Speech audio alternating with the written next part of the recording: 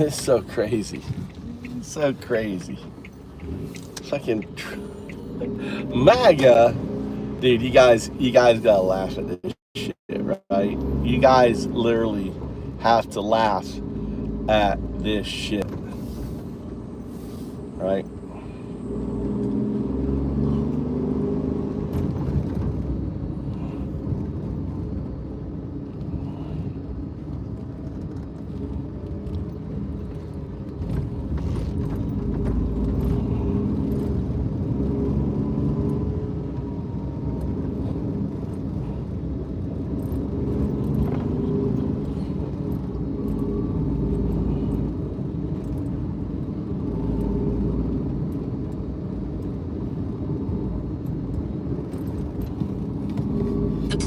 Thinking of Folarin Balogun. Here is a breakdown of exactly what happened.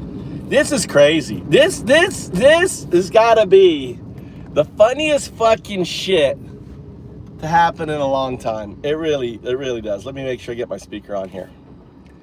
I mean, you can't make this shit up. MAGA is so fucking dumb, dude.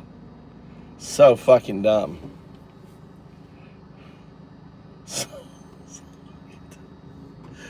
Oh my God, it's just the hypocrisy. The hypocrisy of this shit is literally insane. Okay,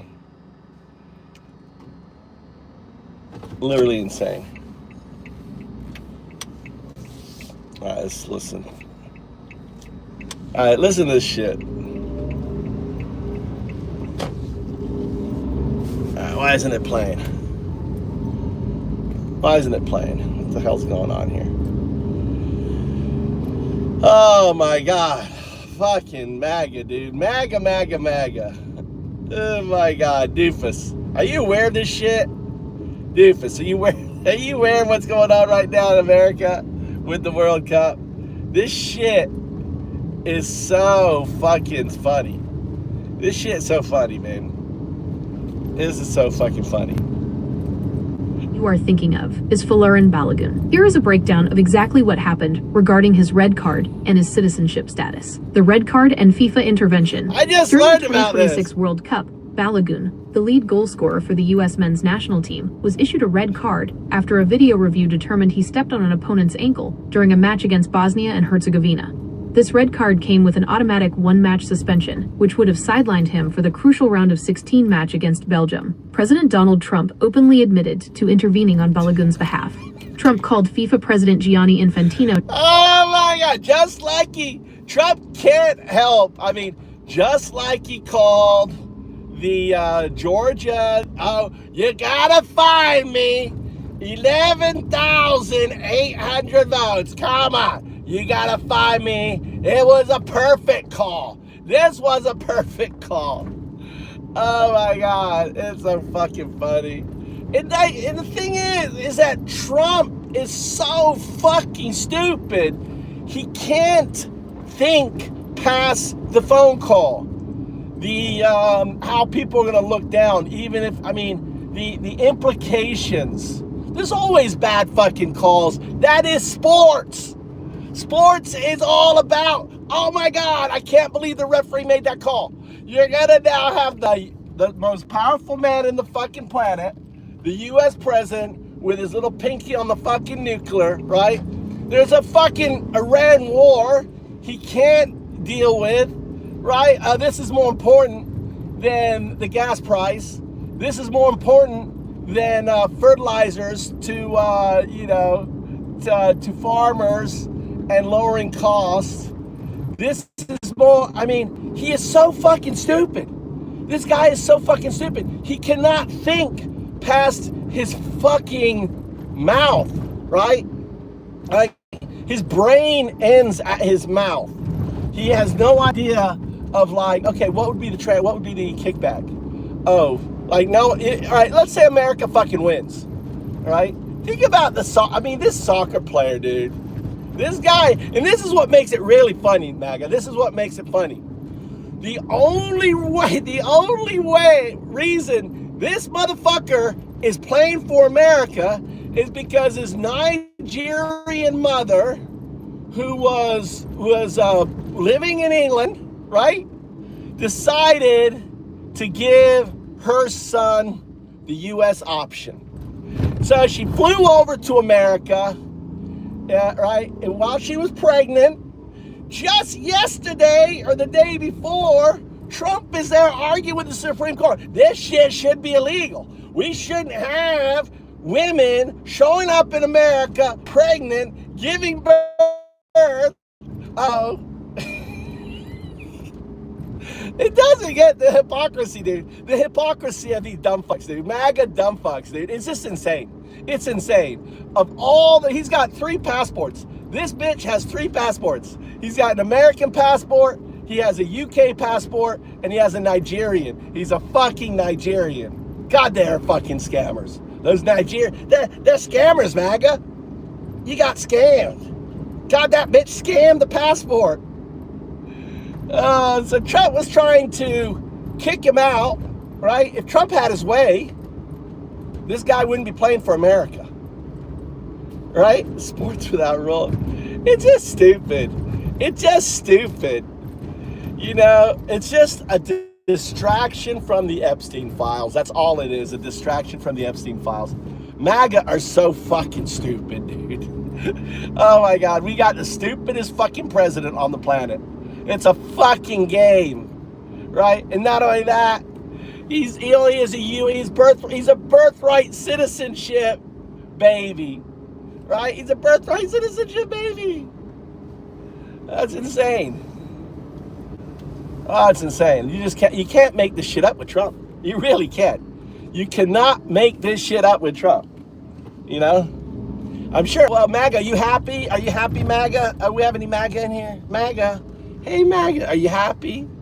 Are you happy? Trump is defending a birthright citizenship, baby. He's defending. Oh, he's playing for America. Oh, it doesn't matter. He's from a shithole country. It doesn't matter. I mean, he calls fucking Nigeria a shithole country, right?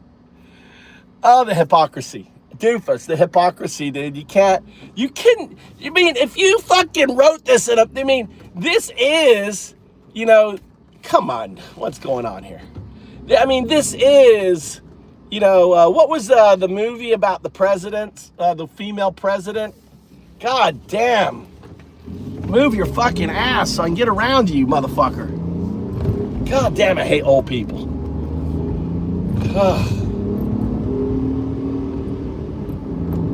You know, what was it called? What was the movie about the female president? Dude, this shit should be turned. I mean, someone has to take the Trump presidency and just turn it into a fucking farce, dude. It is a fucking farce. You know, can you imagine? Doofus, you'll like this, Doofus. So imagine kind of a British 1980s, 1999, you know, 1980s, I don't know how old you are, but, you know, comedy, where you have, right, you know, you do like the old, you know how the British would make fun of the Nazis, right? Of the Nazis in the night. Hold on, there's gotta be, I gotta find this shit. I got an idea for a new show, dude. All right, in the British comedy, especially back in the 80s and 90s, when they would make fun of the Nazis, they would make him really big and make fun of them, and they'd be really doofus. What television show am I thinking of where they did this? What is a fucking TV show? There's a show or movie. Maybe it was a movie. Remember the fucking comedies? We're almost certainly thinking of is Allo Allo, which ran from 1982 to 1992. It is the quintessential British sitcom of that era that focused entirely on mocking the German occupiers during World War II. Why it's likely the one? The caricatures. The show is famous for its exaggerated, ridiculous portrayal of the Nazis. Characters like Herr Flick, the Gestapo officer. We gotta do this for MAGA. We have to do this for MAGA, dude. We have to like write this for MAGA. This is too funny. Making them big. You mentioned making him really big. This often refers to the way the show used heavy, iconic caricatures. The characters were played as larger-than-life stereotypes to highlight their absurdity and pomposity. The era. It aired exactly through the 80s and early 90s, 1982 to 1992, on the BBC, making it a staple of that period's comedy. That's what a possible alternative. That was what I was thinking. If you were thinking of a show that specifically centered on that's it. I'm thinking, and then there is puppets. The British had the bunch of puppets, making fun of the politicians. What was the name of that? Imagine a series between that and the other one, but all about MAGA and the Trump presidency and all the characters and all the cartoons, and exaggerated. And you've got like we already have the meme of JD Vance, so we already have JD Vance, and we just fucking make ridicule and make him short little episodes that we can generate with AI. Oh, I didn't go. Yeah, that's it. Then there's the other one, splitting image. So imagine that crossed with splitting image, AI generated, where it's like they're puppets, because they are fucking puppets, and we build this entire show around MAGA, around this. It seems like, this event. I mean, if you wrote this event in some show, you would say it would be comedy. It would be fucking comedy.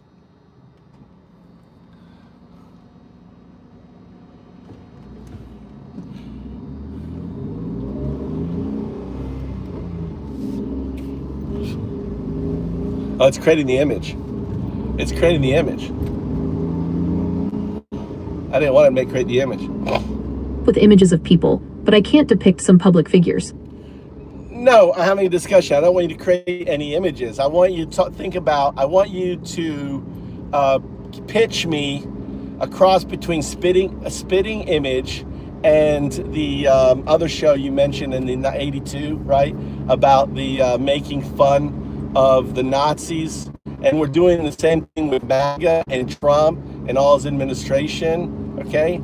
And what we can do is actually look at all the events, and all the crazy shit, and create little skits, and we'll have AI create the little videos, little kind of cartoons, so they look like puppets. So pitch me the idea.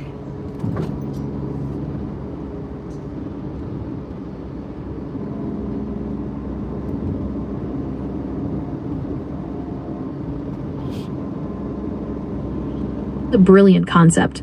By blending the visceral, grotesque caricature style of spitting image with the asterisk farcical, bumbling incompetence of allo, you create a perfect machine for political satire. You aren't just making a news recap, you are creating a political sitcom where the character's own ego and stupidity are their worst enemies. Here is the pitch for your new series. Title: The Puppet Regime. The concept: The Puppet Regime is a weekly, high-energy satirical series that posits the current administration is not a government, but a failing, chaotic, and deeply insecure dinner theater troupe. We treat the most serious geopolitical and legislative events as episodes of a bumbling farce, where the leaders are constantly trying to maintain an image of absolute power while tripping over their own laces. The look: spitting image aesthetic. Instead of sleek, modern 3D animation, we use AI to lean into the uncanny latex skin, exaggerated caricature look of 80s puppets. That's right. The aesthetic: every character is a rubber puppet. Skin is textured, eyes are slightly bulging and vacant, and expressions are exaggerated to the point of being unsettling. The benefit: it highlights the artificiality. It makes the big figures look small, plastic, and disposable. The vibe: allo. Writing style: we stop treating the antagonists as scary or all-powerful. In allo. Why does my phone keep cutting off? We're constantly foiled by their own pomposity and stupidity, the incompetence. Every time they try to execute a master plan, it fails.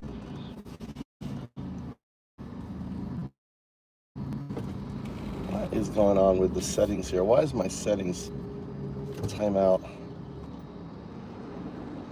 Display brightness.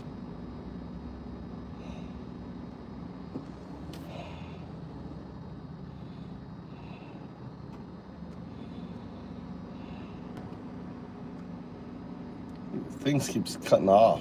I don't know why. Oh my God, it'll be hilarious. It'll be fucking hilarious. I mean, think of all of the, so, I mean, this show. Oh, fuck.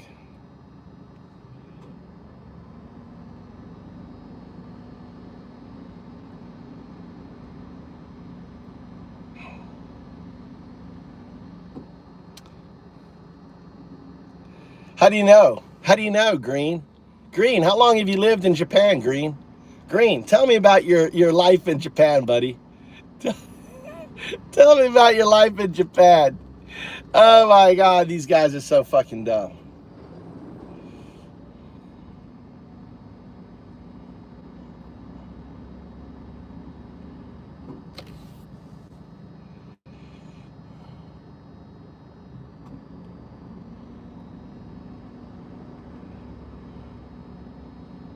There might be a slight misunderstanding. No, you caught my conversation with a dumb fuck on the YouTube, so ignore that. I want you to think of the episode. Let's think of funny, crazy episodes. So this episode, so he would be calling. So we'd have the FIFA puppet, we'd have the Trump puppet, we'd have the red card event, everything else. Taking the sitcom show, what would be the map out this show, and we can make them all standalone events.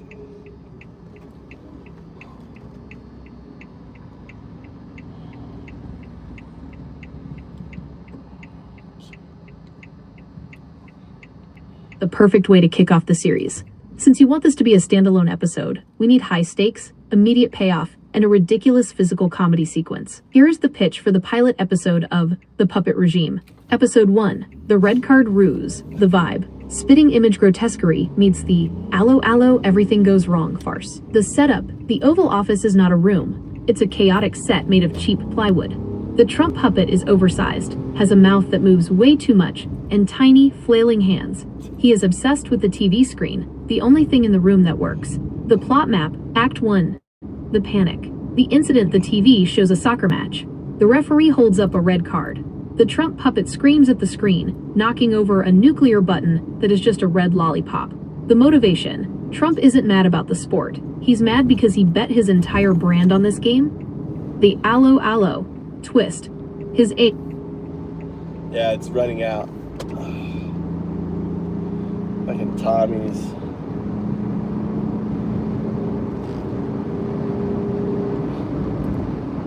It's so funny. So funny.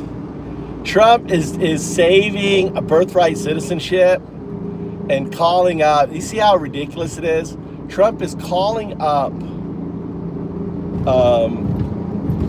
FIFA to protest a red card. So he's putting his big fat fucking penis in the middle of everything. This is too funny. I think we got to do the show. We got to do the show. I don't know why this keeps cutting off. God damn. 5:30.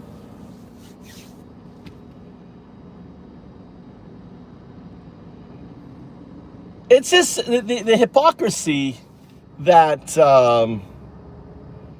the hypocrisy that he is,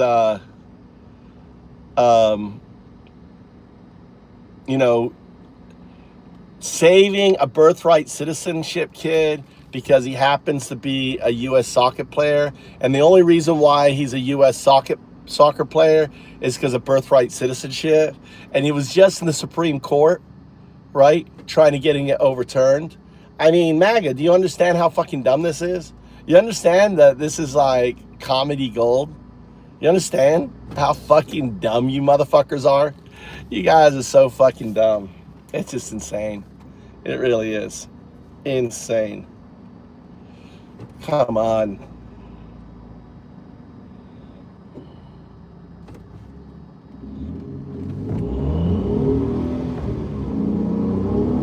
Alright, let's get some music on. It's families, not criminals, torn, screaming from their seats. $170 billion for a force that hides its face. This isn't law, it's something colder. Welcome to the Ice Age. No badge, no name, no need to say which law they broke to haul away. They swore they'd take the worst of men. They took the cook, the mom, the friend. Lady Liberty is crying, and the man at the top keeps lying. Cruel minds, cold hearts, no knock, no warning. Empty chairs by morning. Welcome to the Ice Age. Masked men on every street. It's families, not criminals, torn, screaming from their seats. $170 billion for a force that hides its face. This isn't law, it's something colder. Welcome to the Ice Age. They fired the judges who said no, who'd let a frightened family stay. They made the court a trapdoor now. Walk in with hope, walk out in chains. Don't call it order, don't call it law. It's cruelty wearing a badge and flag. Welcome to the Ice Age, but the cold won't get the last word. We are standing on the courthouse steps. We are filming, we are heard. $170 billion can't erase a single name. We remember, we are watching. Welcome to the Ice Age. Cruel minds, cold hearts, a frozen age. But ice will break and ice will break. Welcome to the Ice Age.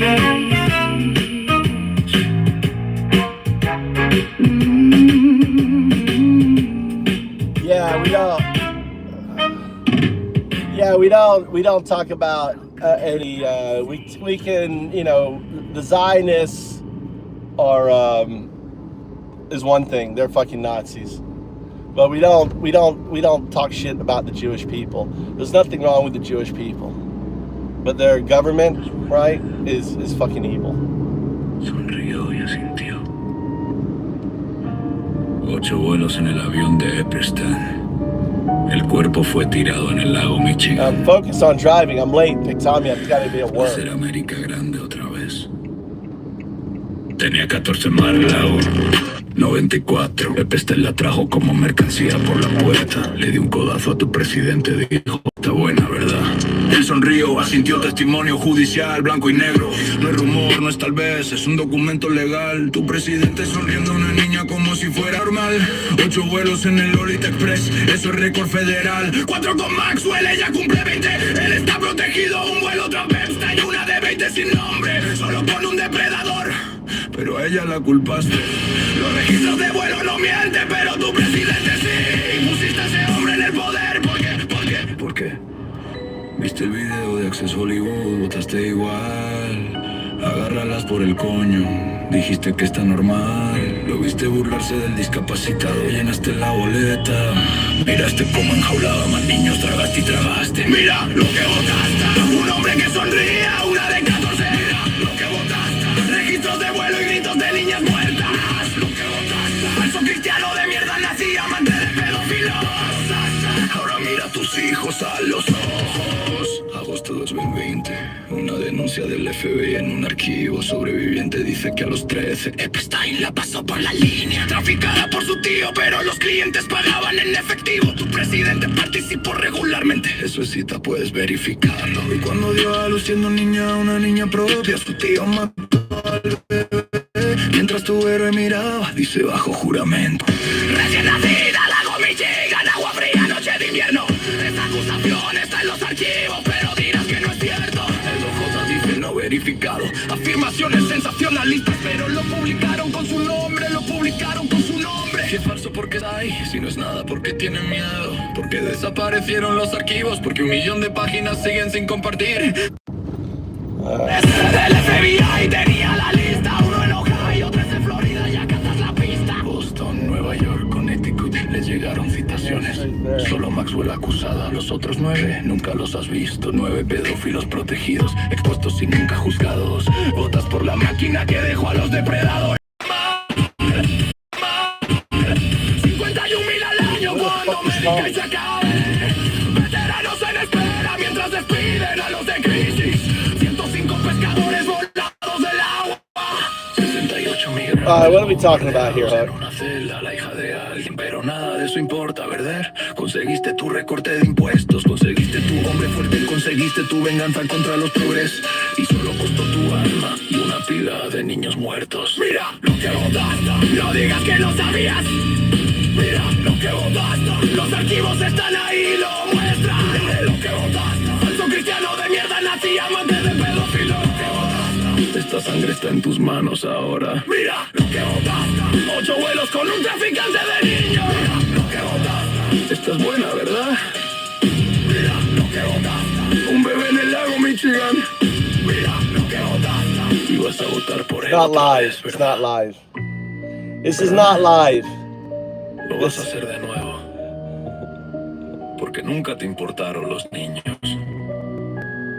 Solo te importaba el Take a control. 5-minute.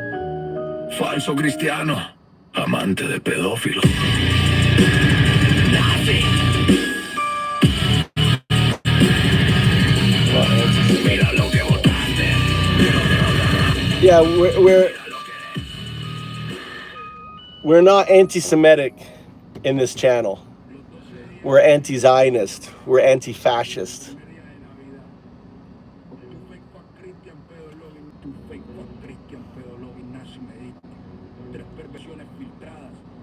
No, Nathan, no, it's not.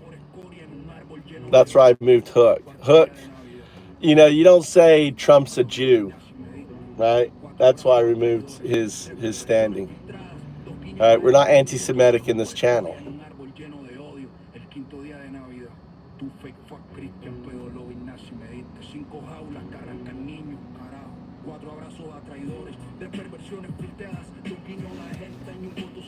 We're against Netanyahu, Hook. We're against. You can talk all the shit you want against Netanyahu, all the shit you want against Trump, but you don't throw around the Jew word like, oh, he's a Jew, whatever. I don't agree with that, right? A Jewish person is just like anyone else, you know. However, the Zionist government that is pushing from the ocean, you know, from the sea to the river, who is systematically removing all that stuff. No, you made my point is you made the comment that Trump's a Jew.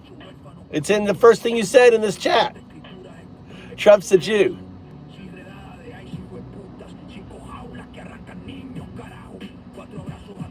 All right, you understand? That's where I took you off. The first thing that came out of your mouth was Trump's a Jew. That's anti-Semitic.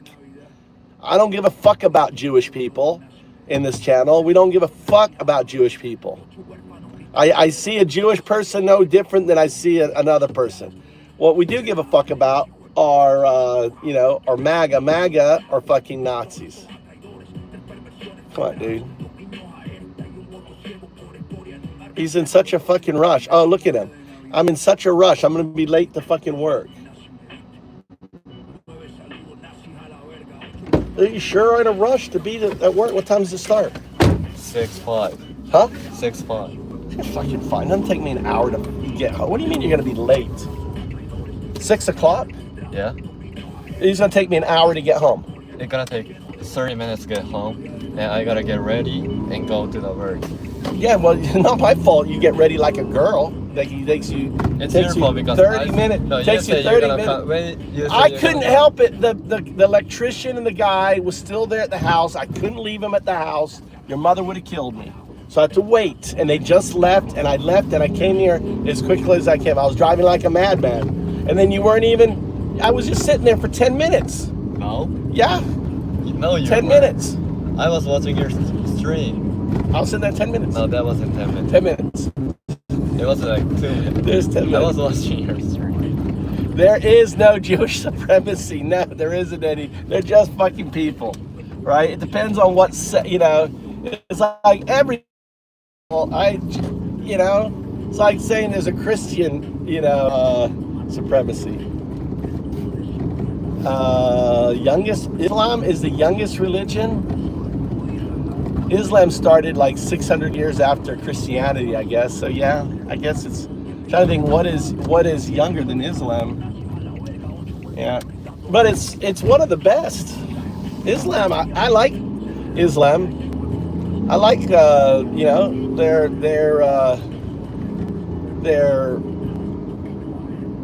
as long as they're not they're not. I think for the most part, most people who believe in Islam are wonderful people. They pray, they fast, they are very community.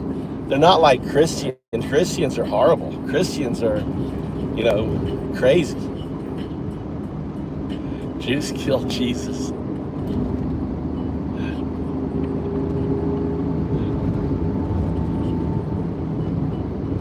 Let them have nukes. I agree, Nathan. The sooner we should let Iran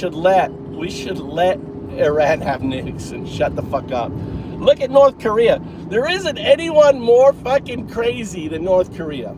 And North Korea hasn't blown up anyone yet. They haven't blown up South Korea. Had a fucking war with them. They haven't blown up Japan. I'm like right there. I'm like, fuck it, dude. Look what happened to Gaddafi. Look what happened to Gaddafi when he got rid of his nukes. Gaddafi got rid of his nukes and he fucking died. They shoved a spear up his anus in a public space. They sodomized him in a public space.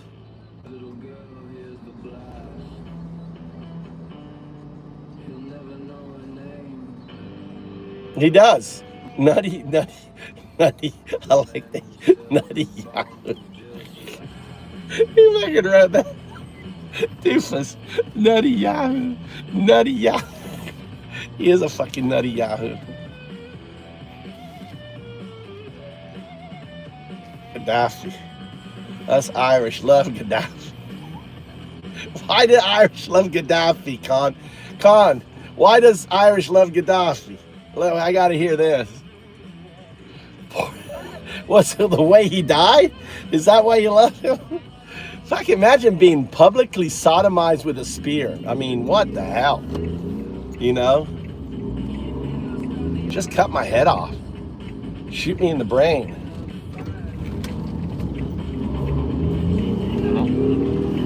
Well, I'm trying to get you there on time, son. I'm gonna take some risks. They got brakes. He stood up to Zionists. Oh. Alright, Hook. Hook, no more Jew stuff. Alright, Hook. Okay, Hook. You understand? Alright, you can talk all you want about Nutty Yahoo, but no more Jew comments. Okay? Nutty? Hook. A robber is sitting behind me? Dude, this guy, who did he transfer? Who did Mr. Brown transfer to? He's no longer with the Celtics, he transferred. Tanner dude. Good morning. Life is too short anyway. Come in for the joke. It's fucking hilarious. Trump, it's so Trump, it is, the thing is, here's the hypocrisy. Trump doesn't care about birthright citizenship. He doesn't care, right? He really doesn't care. It's just a distraction, right? He's attacking the Constitution because you have to understand, right, the motivation. It's not about people coming in. That's a distraction. It's about attacking the Constitution. The moment you have people agreeing that one aspect of the Constitution isn't valid, then all parts of the Constitution isn't valid. Then freedom of speech, not valid. Second Amendment, right? Not valid. Fourth Amendment, not valid. Fifth, right? You understand, folks? Type of 1. Put a 1 if you understand that. That the attack on birthright citizenship, Trump has just proved he doesn't care, right? He's, all he cares about is winning. All he cares about is winning. It's not about birthright citizenship. It's about attacking the Constitution, weakening the Constitution, so he can do away with all of it.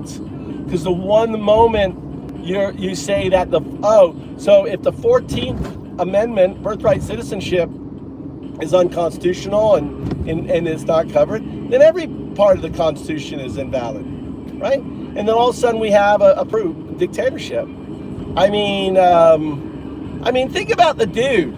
The guy wrote a letter to the head of Homeland Security, calling him a monster for the death, the death of 2 American citizens, and said that he is like Heimlich. I do that in this channel all the time, right? I even have a bot that asks, folks to, maybe we should turn left, Tommy. Should we get off of this fucking road?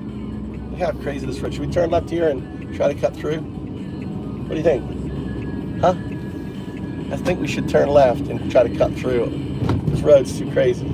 Can I get some feedback? Should I turn left here or no?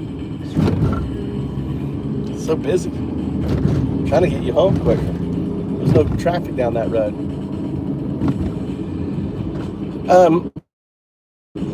The hypocrisy that the guy that he is saving from the red card has 3 passports. He's a Nigerian, according to Trump, from a shithole country. Nigeria is a shithole country, according to Trump. I don't think so. I know they're famous for their scammers, right? Number 2, he has a British passport. And his mother said, let's give little Junior an American passport. So they flew to New York, and she had her baby in America so he could get his U.S. passport, right? And this is the guy who got a red card. You understand the hypocrisy there? Type 1 if you understand the hypocrisy. Just the other day, he's in front of the Supreme Court asking them to overturn birthright citizenship so women can't come to America and have babies, right? All that. Isn't that crazy? So do you guys see the fucking hypocrisy there? It's like he's defending a birthright citizen baby that just 2 days ago he was trying to get rid of the guy's birthright citizenship. Maybe there's been a blanket ruling. Oh, anyone who has birthright citizenship is going to be lose their citizenship. He would have lost his citizenship. And it's crazy. I don't know if I agree that a guy. So do you think? Let's ask you this, and on the chat, do you believe that people should be able to hold 3 passports? Right? Do you think someone should have 3 passports? Yes or no? No? Yes. No? Yes. You think that's okay? You think a person should just have 1 passport? Right? Not 3? I'm right. I think that's an issue. I think you should only have 1 passport. I mean, who are you gonna? I mean, it should be like if there is a war between Nigeria, England and America, right? And they all are conscripting you. They're all saying you have to join, right? Who gets the person? Who gets the person? Nigeria England and America. Who gets this guy? There's a war. He's got to go fight. Which passport is the dominating passport? A citizen means that you have. I mean, is he paying his tax liabilities in America? I mean, I bet he isn't. I don't think there should be dual citizenship. In Japan, they don't allow you. Tommy has an American passport, but he has to declare his citizenship in Japan. They don't allow dual citizenships in Japan. They don't allow it in Japan. You have to pick. You got to when you're 19 on that. Yeah, because if you're fighting a war, right? You get conscripted. And they all are conscripting. Who agrees? So I don't believe. They don't allow. You can't have multiple. There you go. Let's listen this up here. I like this song. Fake fuck Christian. Yeah, heard you praying last night.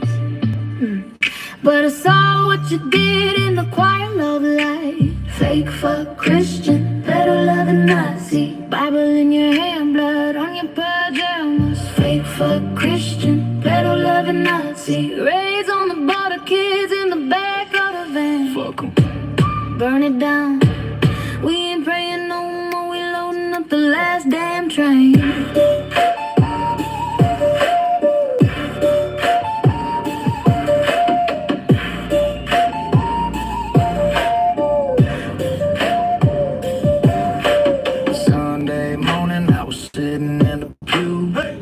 And was sliding with no hands, should move, he quoted Jesus. But his eyes was cold as lead, led that little girl behind the law floor, she cried instead. Outside the steeple, ice vans, howling low, snatching brown skin babies like the Lord said. Sing it, Mr. Brown. Knots a pin on his chest, build that wall, boys, while he built his own It's a duet. Fake fuck Christian, pedal loving Nazi. Bible in your hand, blood on your pajamas. Fake fuck Christian, pedal loving Nazi. Raise on the border, kids in the back of the van. Fuck 'em. Burn it down. We ain't praying no more, we're loading up the last damn train.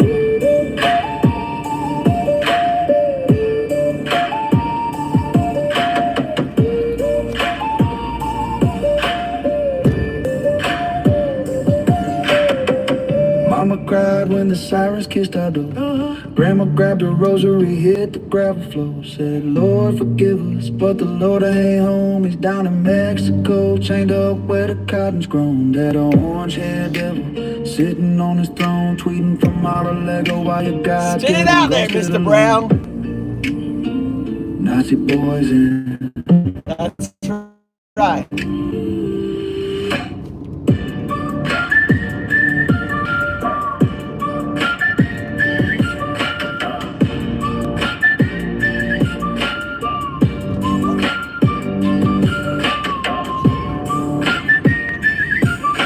Oh, you know you love it. You know you love it, Johnny.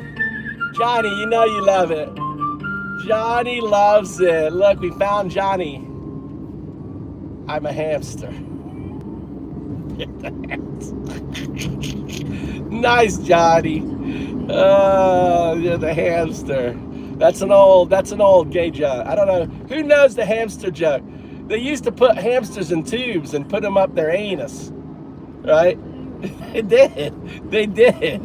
Gay people used to put hamsters up their anus. I don't know if they still do, but it's old school. Who was it? What was the famous person who supposedly did it? There was a famous person. It all came out. It was all the riot. If you work in the ER ever, you know. They still do it. They still do it. That's too funny.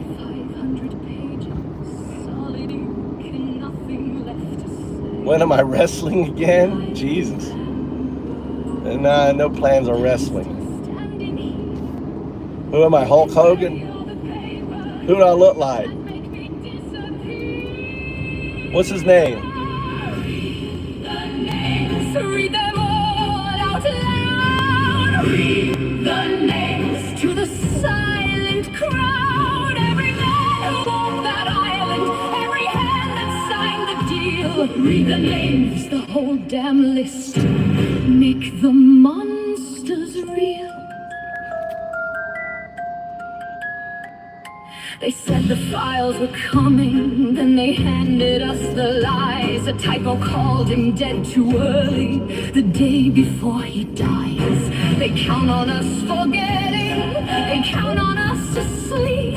3 million pages dropping, and the truth too deep to keep. But I remember, and I'm still standing here. You can bury all the paper, you can't make me disappear. Read the names, read them all out loud. Read the names. I think I'd be a good opera singer. What do you think? Would I be a good opera singer? Musical theater, baby. I have that theater degree. Fake fucking Nazis. So come. I got that theater degree. You gotta get your game on, Tommy, okay? Huh? Get your game on. Quickly get ready. You can get ready in 10 minutes. What do you need to do? Just throw some clothes on? Huh? I gotta eat.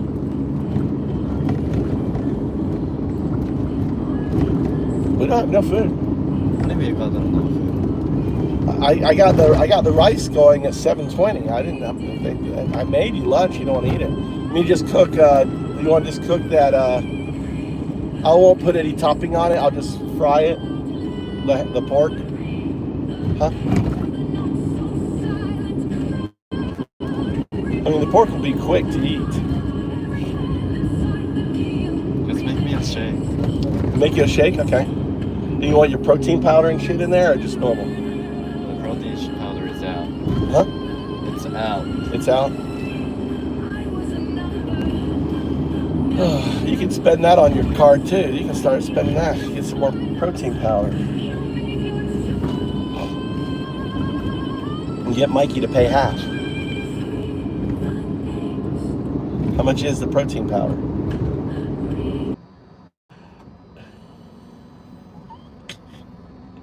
What did Highlander say? Man, I haven't had idiot in my feed for a while. Guess you two want me to make sure we know idiots like guys still exist. That's exactly what it is, Highlander. That's exactly what it is. They're trying. YouTube is just trying to get you out of the closet. YouTube, Highlander, is trying to get you out of the closet. Right? Hey, it's okay to love another man. All right, Highlander. I mean, you think about another man's anus all the time. It's okay. What you want to do is what you want to do. I don't give a shit. We don't care. Right? You know, the fact that now we do care, the fact that you worship a pedo. Now we do care about that. You know, you worship a pedo. You're deranged, right? And you're hurting our country. You're hurting individuals. You're causing harm, right? We care about your ignorance. We care about, the fact that you're so fucking stupid. We do care about that. We do. The reason why he's back is because I just let him out. He's been banned from the channel until July 1st. And look, he's already banned again, right? So we don't care what you spend your life, whether you want to put on, virtual lipstick or whatever, or sing the songs and just act like a complete fool. We don't care about that, That's what life's about. Laughing, smiling, enjoying yourself. But we care about, children being persecuted, being placed into concentration camps, being disappeared, being sent to concentration camps, Elcott. You know, we care that, you know, that a president is interfering with the World Cup. I mean, anyone else? I mean, it's type 1, all right, if you think it was good that what Trump did. I'm just curious. Type 1 if you agree that Trump, you know, getting that suspension overturned was a good thing. Type 1 if you agree with that. I flipped it, guys. Usually 1 is anti-Trump, right? 2, 0. There you go. 2 means I don't know, Kano. But he's Irish, doofus. He's Irish. He doesn't know shit. Fucking go teach your Irish buddy some shit. I mean, it's ridiculous. That'd be 0. That'd be 0. It's stupid. I mean, this makes us look bad.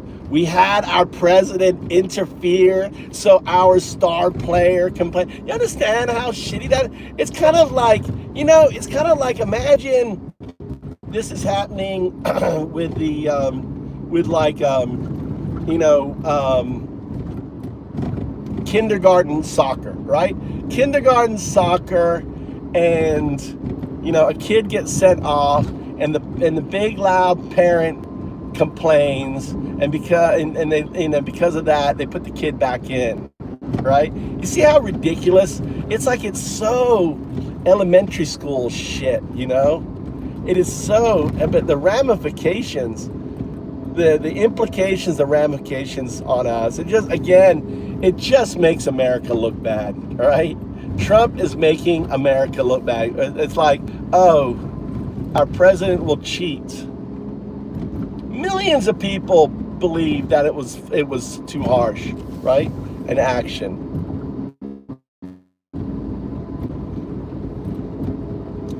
You know, but that's sports though. I know he cheats. The golf ball, the classic is the golf ball, where you see the guy, he's throwing down the golf ball for Trump, you know? The guy, yeah, all he knows is cheating. And he can't help picking up the phone call. And the guy has offices in Trump Tower. So it's like he's a tenant. Not only is he, you know, he's a tenant of Trump.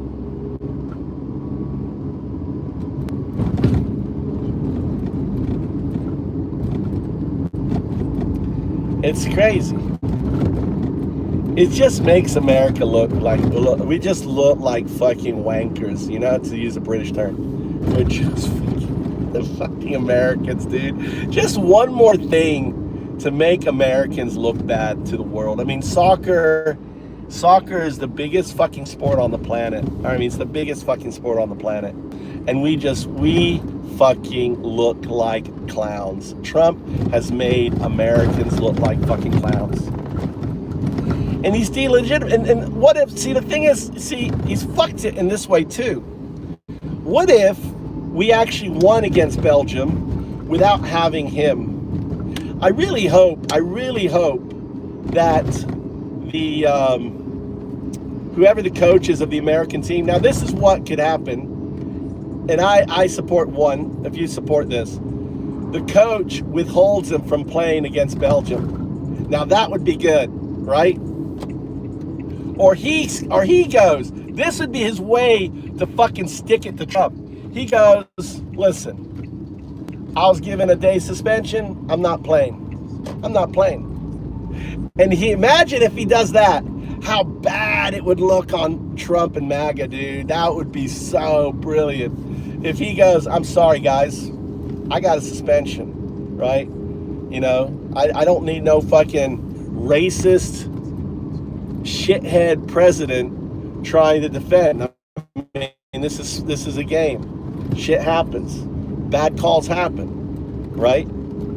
Oh, it would be so beautiful. Type 1 if you agree. If he decides not to play against Belgium, right, himself, instead of the coach. If they're smart, that's what he would do. He will say, I'm sorry, I can't play. I'm not going to play. He'll be there. I've been, you know, red card. And he refuses to play. God damn, would he be a hero? He would be a fucking hero to the world.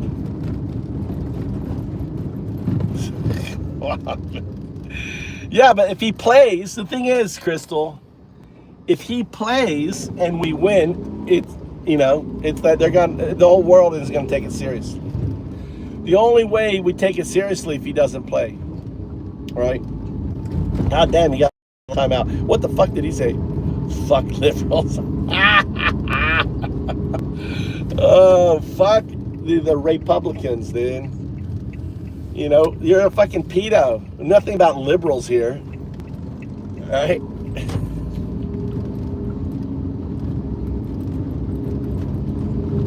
No, they haven't played yet, I don't think. When did they play Belgium? Have they played Belgium? I don't think it's happened yet. This shit just happened today, Al.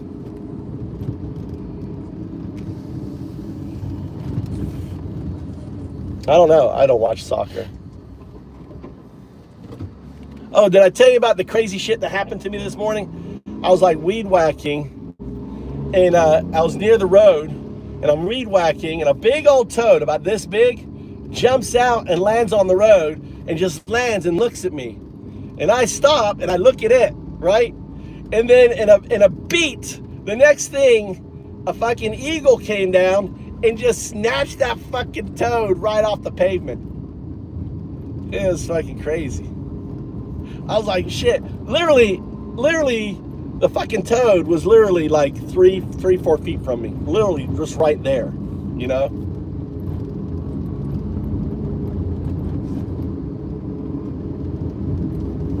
Did he play? Oh, did he play? Was that his 1-game suspension?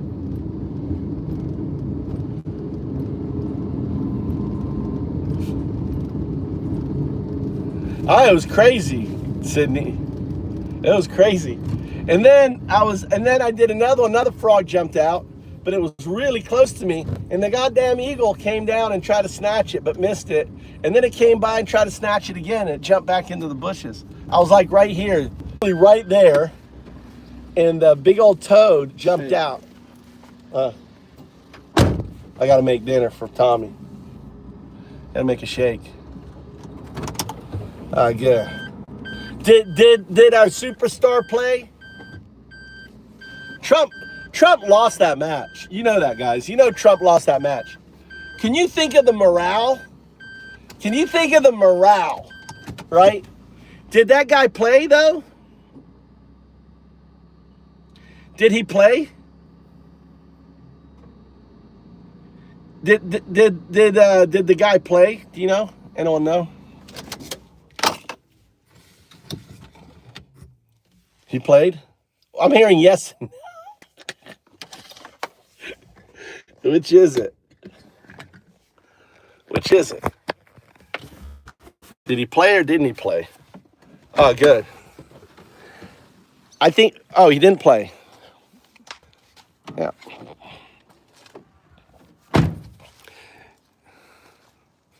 Yeah, because he didn't play. He's like, fuck Trump. I'm sure he knew he didn't play. That was the right call. That was the right call. Can you imagine the morale? It's, I bet the Belgians had fierce morale. They were like, what was the score? My gay friend. What's up, Billy? How you doing, Billy? How you doing, Billy? Have you come out yet, Billy? Are you a lesbian like me? 1-0. Well, we played good then.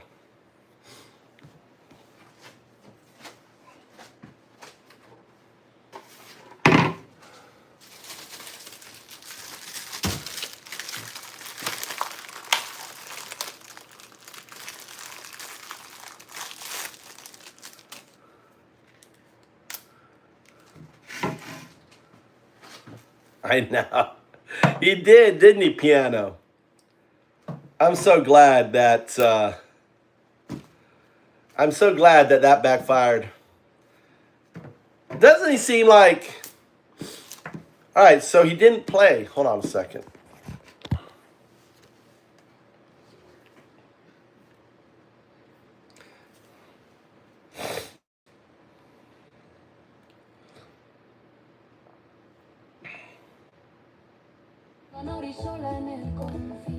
All right, so the Belgium match happened. He didn't play. Can you deep dive? Can you go into X? Can you dork around? Can you read everything about the Belgian game and why he didn't play after Trump got him out? I think to me that was the strongest play, because if he would have played and US won or tied, then it would have, it would always been bad. But if I wonder if he said anything about not playing.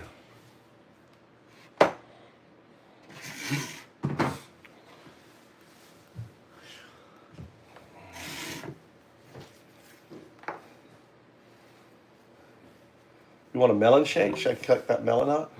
The United States and Belgium in the round of 16 of the 2026 World Cup was a focal point of intense controversy, largely due to the political and regulatory fallout surrounding Folarin Balogun's availability. To address your questions directly, Folarin Balogun did start and play the full 90 minutes of the match, but the outcome was not the one the US side hoped for, with Belgium winning 4-1. The context of the match. You are correct that the build-up to this game was dominated by the extraordinary circumstances of Balogun's eligibility. The suspension reversal. After Balogun received a red card in the round of 32 match against Bosnia and Herzegovina, he faced an automatic one-game suspension. Following a call between President Donald Trump and FIFA President Gianni Infantino, FIFA's disciplinary committee abruptly lifted the suspension, citing a rarely used provision, Article 27, that allows for the suspension of disciplinary measures. The reaction. The decision sparked significant backlash from the European football community, including UEFA and the Belgian Football Association, who questioned the integrity of the tournament and the independence of FIFA's disciplinary process. The performance. While Balogun was on the pitch, he was unable to make the decisive impact the US needed to overcome Belgium's strong performance.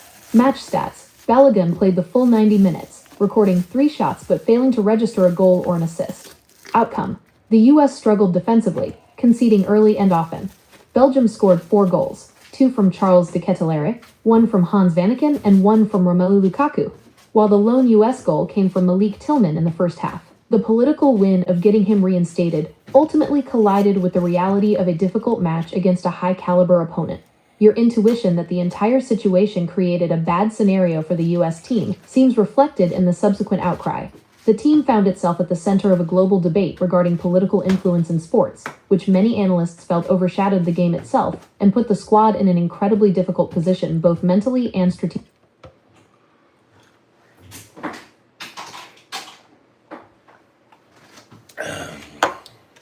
There's your shake.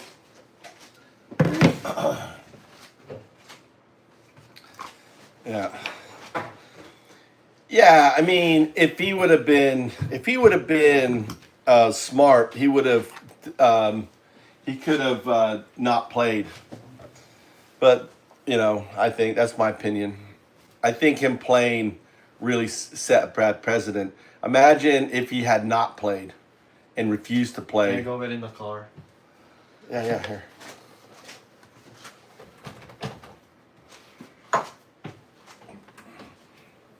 On the head. That refusal, that single silent act of walking away, would have been a massive tactical strike. It would have transformed a political puppet show into a moment of genuine defiance, completely stripping the president of his hero narrative and leaving him standing there, holding a red card with no one to play for. In the world of the puppet regime, that is the season finale gold. It's the moment the puppet decides to cut its own strings. Episode idea. The puppet walks. The setup. The entire global media is watching. Trump is backstage, frantically trying to adjust the Balogun puppet's limbs with invisible tangling wires. He's hyping up the crowd, screaming about how he's the greatest coach in the history of the world, and how he made this player a citizen with one phone call. The action. The puppet's realization. As the Balogun puppet walks onto the field, it sees the cheering fans, but also sees the deportation bot from our pilot lurking on the sidelines, waiting to verify his paperwork. The refusal. Just before kickoff, the puppet stops. It looks directly at the Trump puppet in the VIP box, stares into the camera, and simply walks off the field. It doesn't scream. It doesn't protest. It just leaves. The reaction the Trump puppet goes into a total meltdown. He He's pulling every string he has, but they've all snapped. He's left flailing his own arms in the VIP box, trying to mimic a soccer move to save the game, but just ends up looking like a toddler throwing a tantrum. The fallout. The FIFA puppet tries to intervene, but the Balogun puppet has effectively walked out of the scene, leaving the government to deal with the void they created. The irony. Trump tries to claim it was his idea to have him sit out because the turf wasn't good enough, but the more he talks, the more the audience laughs. The hero narrative is dead, because the hero didn't show up. Why this lands? It hits exactly what you said. It's the ultimate subversion. By not playing, the player would have held more power than the president. In your show, we don't need to lecture the audience. We're going. So pick me up at 9:30. 9:30.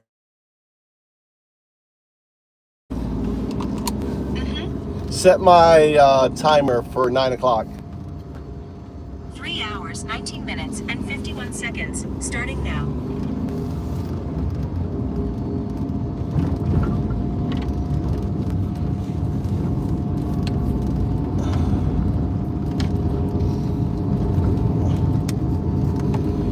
All right.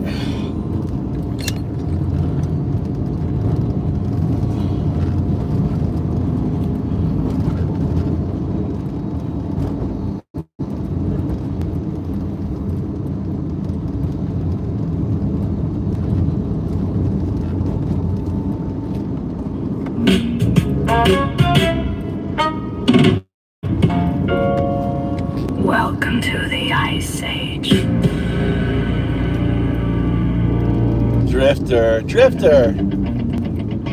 Drifter. How come you still worship a pedo? I'm just curious. Drifter. Let's get a serious question. I'm serious, Drifter. Did you guys already hide him? Didn't.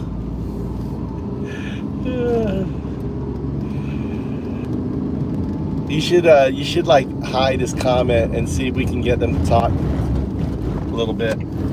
I mean, I love always asking this to MAGA. Is there any chance Trump's a pedo? Let's start with that. Is there any chance? He hung out with Epstein 15 years. Type 1 for yes, type 0 for no.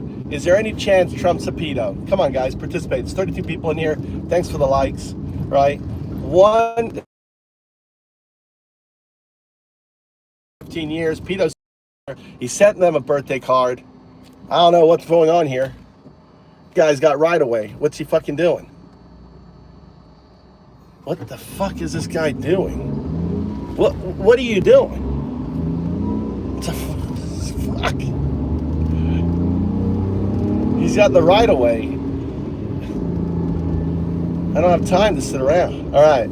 How about anyone else? That's it. Just two? 2 people out of 35? 2 people think there's a chance. What are the rest of you? There's 35 people in here. What is the chance? Is there a chance? You know, a 0.01% chance that Trump's a pedo. I mean, is there a chance? Seriously. Is there a chance he's a pedo? Type 1. Right?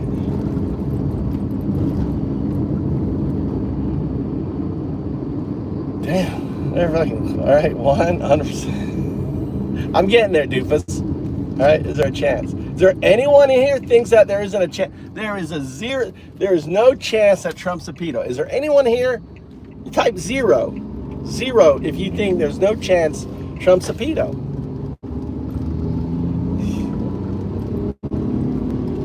I mean, he hung out with Epstein 15 years. He sent the pedo a birthday letter. I mean, come on. I mean, he went to all his parties.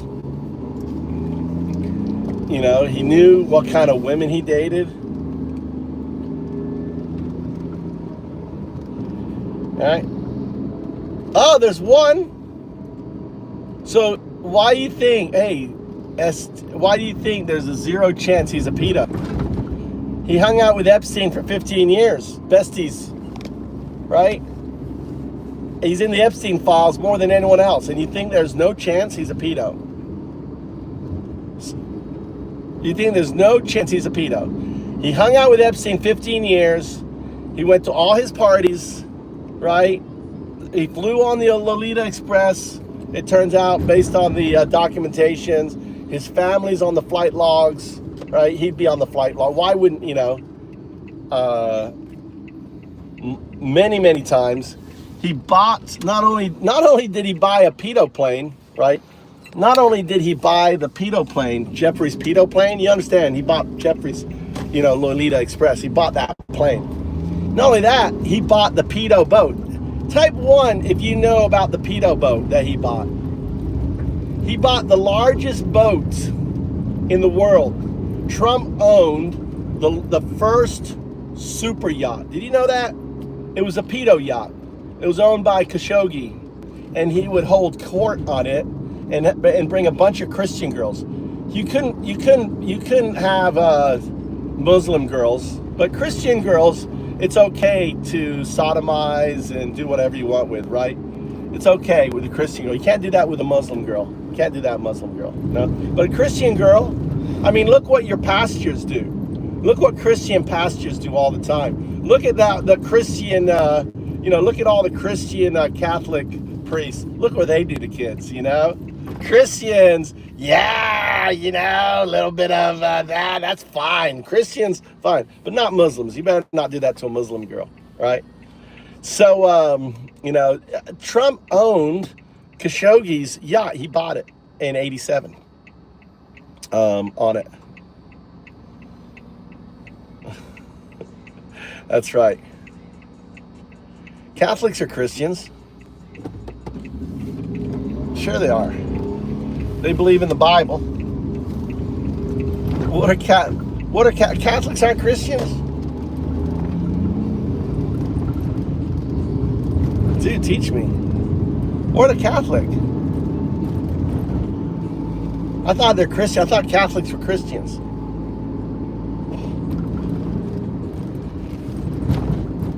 They read the pretty much the same Bible. Do they have a different Bible? The Catholics have a different Bible than Christians?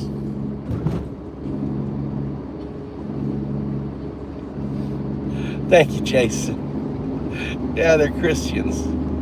I mean, they believe in Christ, and they do the whole, the blood and the blood of Christ and the bread of Christ. They do that whole whatever that thing is.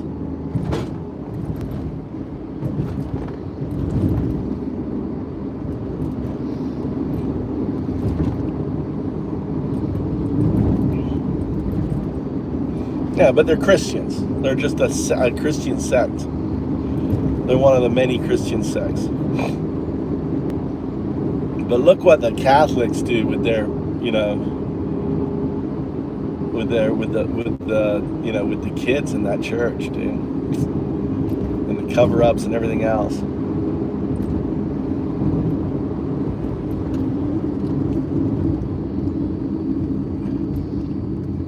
I know.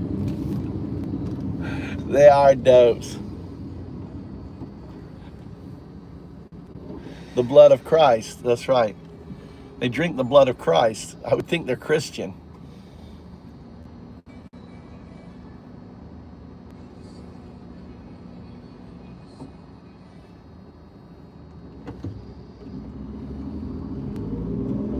What are you talking about, Lucas?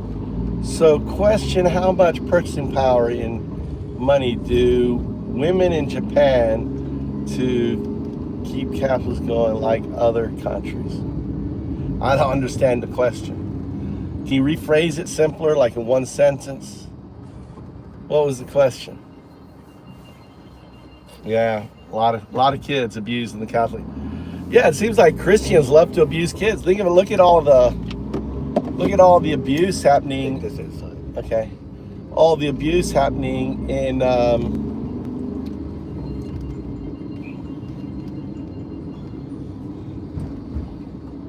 Oh, you can. Is my video card better than your video card or not? What's the video card? My video card and my PC. I think it's the same. I want to buy a new video card. Does it? For AI. I need a higher GPU. Not for gaming. I was gonna say. But I need you to find it and buy it, and I'll pay you the cash for it. Build up your credit on your card.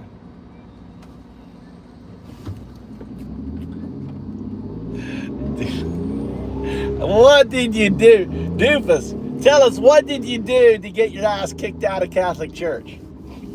I know what you were doing. You were playing doctor with little Lindsay, with 12-year-old Lindsay.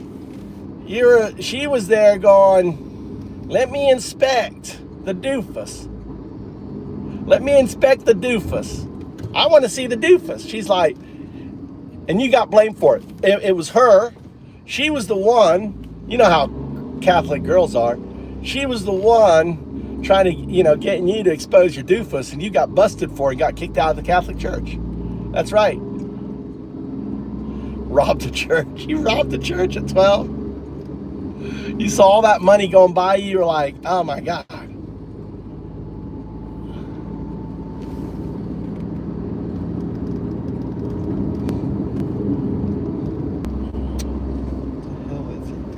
What? He just hung up on me. 2 seconds. I hung up on him and he must have hung up. Try calling him again. Or messaging him. 今ただ俺バイトに連れてってくれてるわ。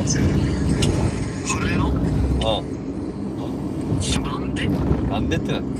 I was late. They explained to him that the electrician was there and I was late picking him up, and now we're rushing to take him to the work. I know, but then Tommy was... Yeah, you should have called Mom up. I didn't realize. I thought I had time. I forgot about you, Mikey. That's the honest truth. I forgot about you. I forgot about Mikey. I wouldn't have had time either. I don't know. Because I had to make your milkshake. Right? I don't think I could have had time, because by the time I got done with your milkshake, you're like, wait in the car. I'd have been late. What time do you start? 6. I could have made it. Why is this up? Huh? You're gonna imagine Imagine what? how you're gonna Get Mikey? Yeah. How you acting. I thought I had more time. You're gonna make You should practice that exercise too, Tommy. I do it always. Oh, you do? So that's why I was angry at you, because you didn't come on time. You screwed on my schedule. Well, things do happen. The guy stayed late, and I left immediately after he was done. And then traffic was really, really bad. Trying to get down Route 8 at this time of day. Everyone is like in the road. So it was a really bad, I couldn't really get there. And I was flying. I was doing 100.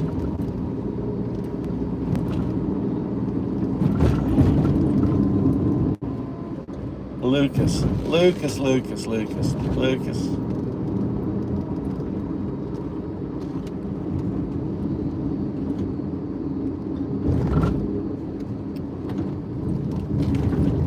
I think did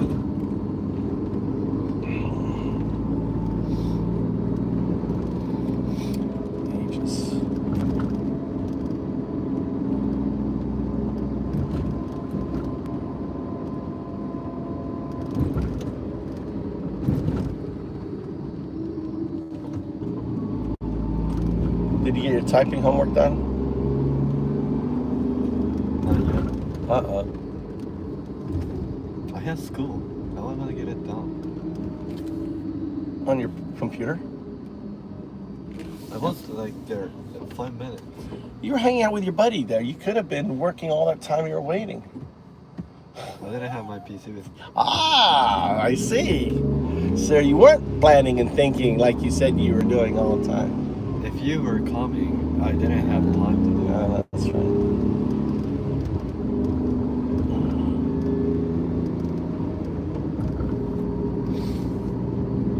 Lots of hair salons. Have you noticed that in Japan? Everyone and their sister has a hair salon in Japan.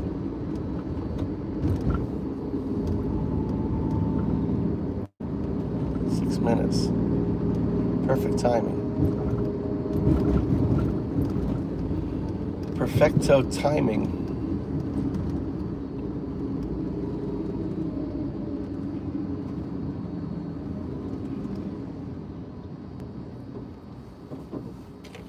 What are you talking about, Jesus? You know Jesus?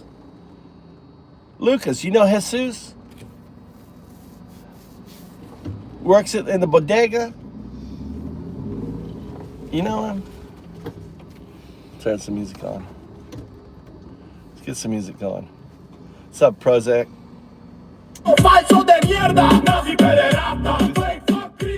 Here's Jesus singing now. Maybe a little Japan for you guys. Little Japan. Coño, jode a los billonarios que no pagan ni un peso, mamabicho. Huevos culiados, senadores, la mebota sin huevo. Jode al culto vaga tragando mierda diario. Jesus is singing right now. Me cago en los campos de la frontera y su crueldad del carajo. He's letting it rip. Jesus. Hostia puta. Callao la boca los cobardes, cojones. Que se jodan las gorras rojas, malparidos de mierda. Cristian, pedófilo nazi. Cristianos falsos de mierda. Nazi pederasta. Cristian, pedófilo nazi. Me cago en vuestras oraciones, la puta madre. La puta madre. These are all swear words, Tommy. They're saying, this whole song is saying fuck in every different way in Spanish about MAGA, about Trump. Huh? I know what it's puta. Puta madre, motherfucker. Puta. Miedra. Miedra, you know what miedra is? Shit. Quemen libros y amor, hijos de puta, falsos profetas del demonio, verga. Dinero negro comprando todo, qué mierda. Propaganda metida hasta el culo jodido. Aviones deportando familias, la gran puta. Traidores con el corazón más frío que nevera, mal parido. Okay. 9:30. Yeah, 9:30. I'll be in the back, okay? Cristianos falsos de mierda. Que os jodan, que os den por culo, que os foden un perro, que os mata un rayo, carajo, coño, la puta madre, a la mierda con todo, hijo de la gran puta mundial. He's a bot. Oh, I like this song. All right, let's jet it jamming. Woo! I love this song. Such an upbeat song.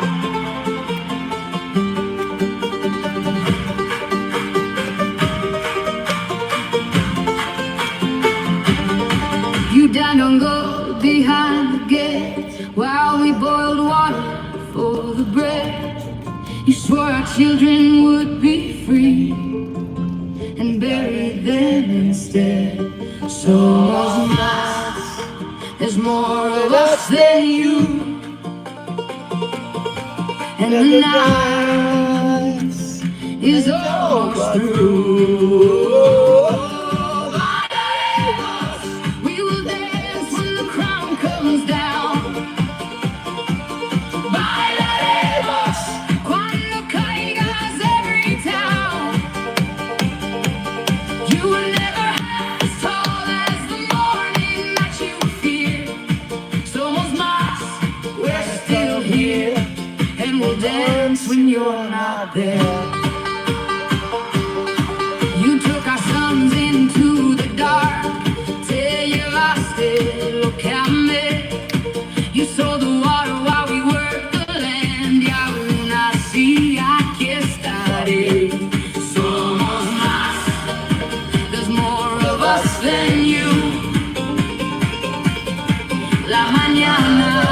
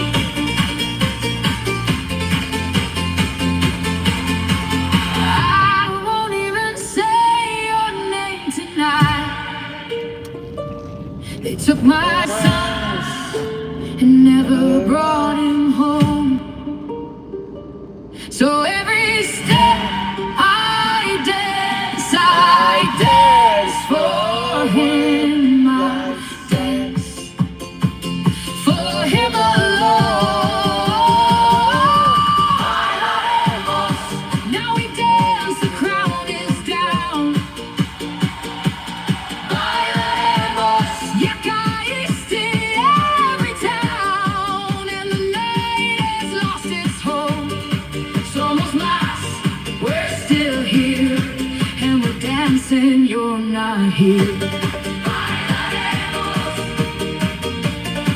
And the sun has come, and you're not here. All right, what's all this? What's all this? What's all this biblical shit going on? What's all this biblical shit going on?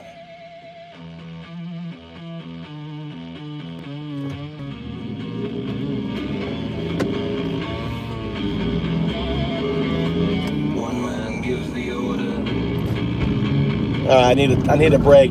Any more Jesus talk, you're gonna get 10-minute timeout for you to go read the fucking Bible.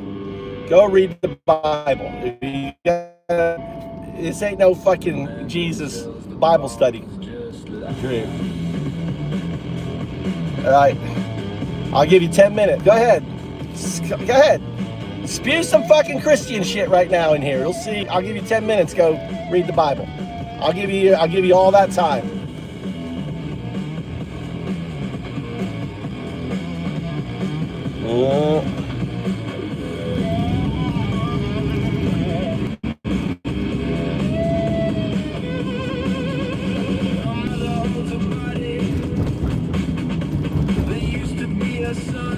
That's what I was trying to make, katsudon.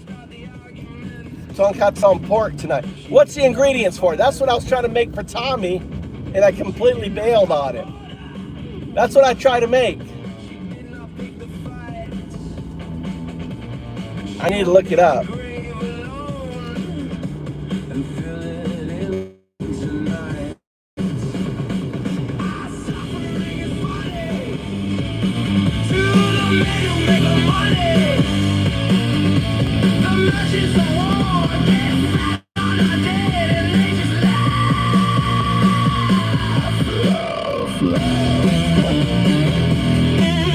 If I show that.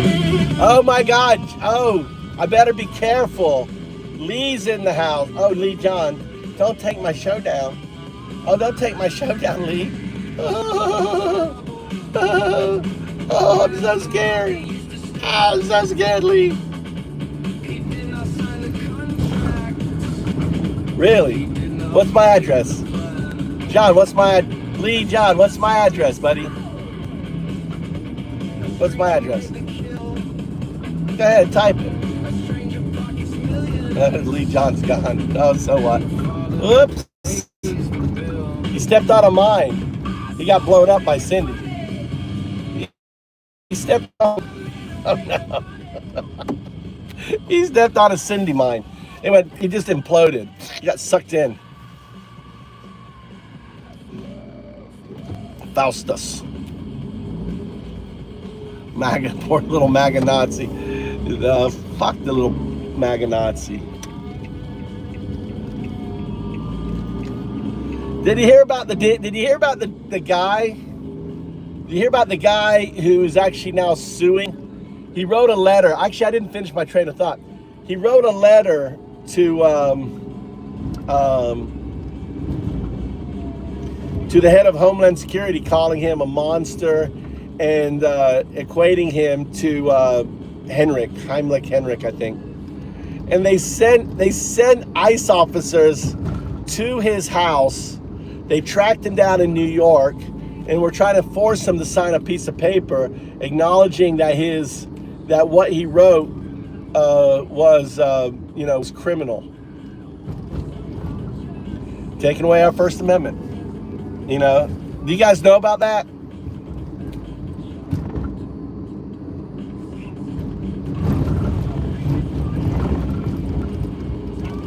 Who was the American citizen who wrote a letter to DHS and called him a monster and compared to some Nazi person? Which was the Nazi person that he compared him to?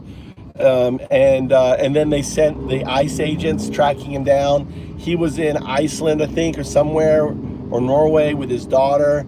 And then when he arrived in New York, ICE showed up at his hotel. Tell us about that event. Talk also, I want you to dork into it. I think he's suing DHS now, right? And for violating his First Amendment rights. You know, and this is like a prime example of a police state. Go ahead.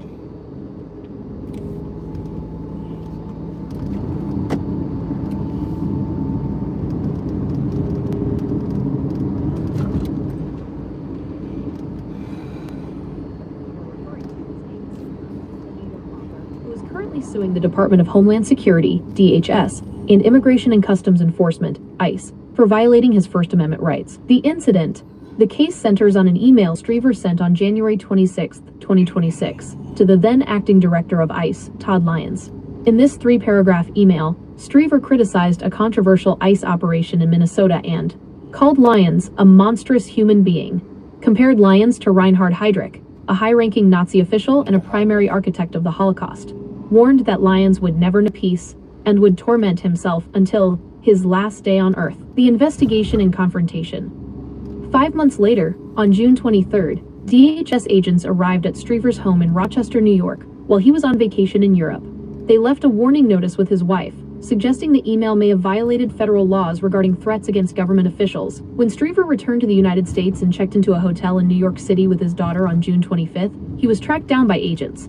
At 9 p.m., a hotel clerk informed him that a federal agent had come to the hotel looking for him, leaving behind a business card from a special agent with Homeland Security investigations. The lawsuit, Strever, represented by the Foundation for Individual Rights and Expression, FIRE, filed a federal lawsuit in Washington, D.C.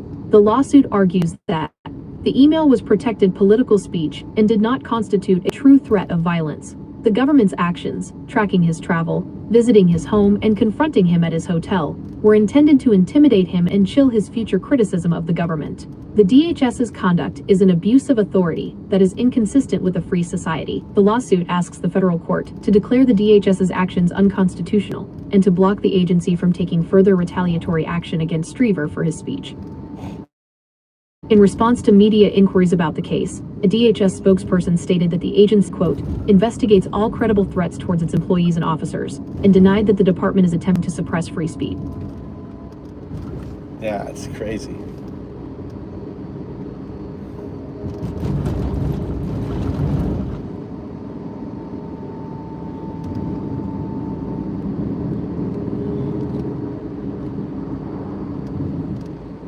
Yeah, he definitely is. He's fleecing the treasury on there.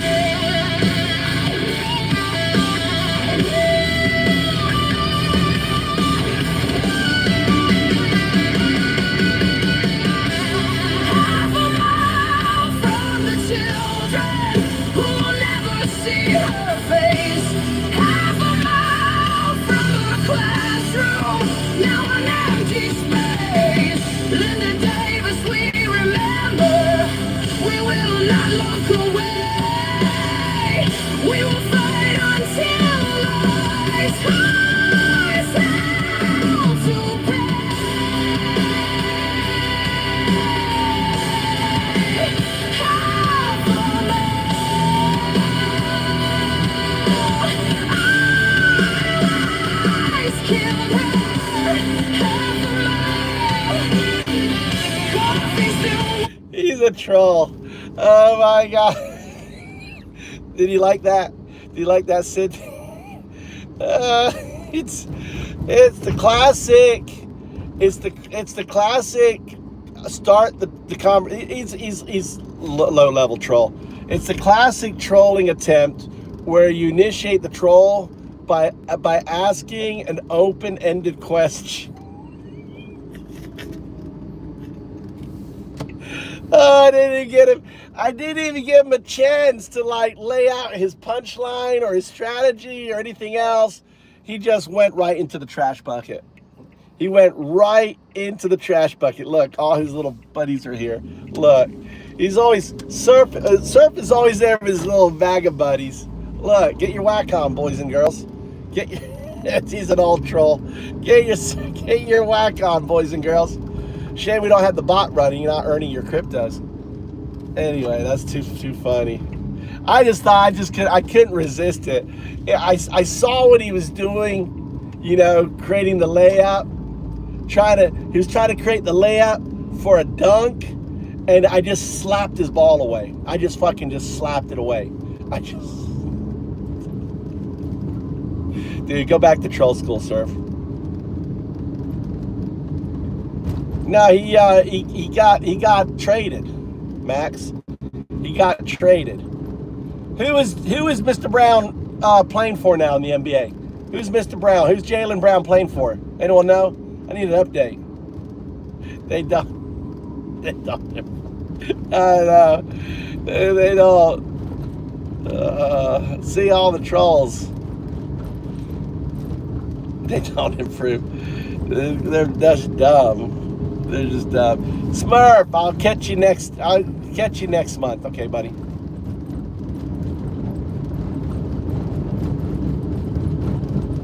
No, they didn't. They didn't. What drug? Dude, are you talking about the fireworks that were so bad you couldn't see them in DC? Did you guys see that? Did you guys see the fireworks? The guys who did the fireworks, they were just trying to put his money out there. They didn't understand that fireworks create fucking smoke, right? And if you were there, all you saw was just cloud and lighting behind the cloud. You couldn't see any fireworks. That was hilarious.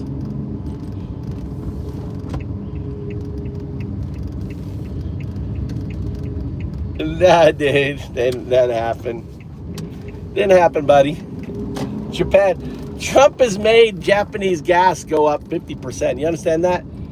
Gas went up 50%. Everyone blames Trump here. Everyone blames Trump, dude. How long have you lived in Japan? Oh, wait, he's gone.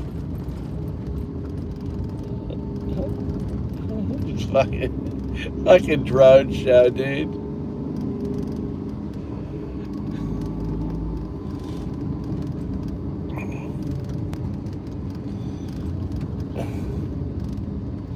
That wasn't Trump, that was a clown that he thought was funny. I know, Doofus, it wasn't a bad. You know, the stage nearly killed a bunch of people, and tents were flying away. God was throwing down, you know, thunder and rain and hail and everything. It was pretty bad. Yeah, it was, yeah, and like, it wasn't a state fair.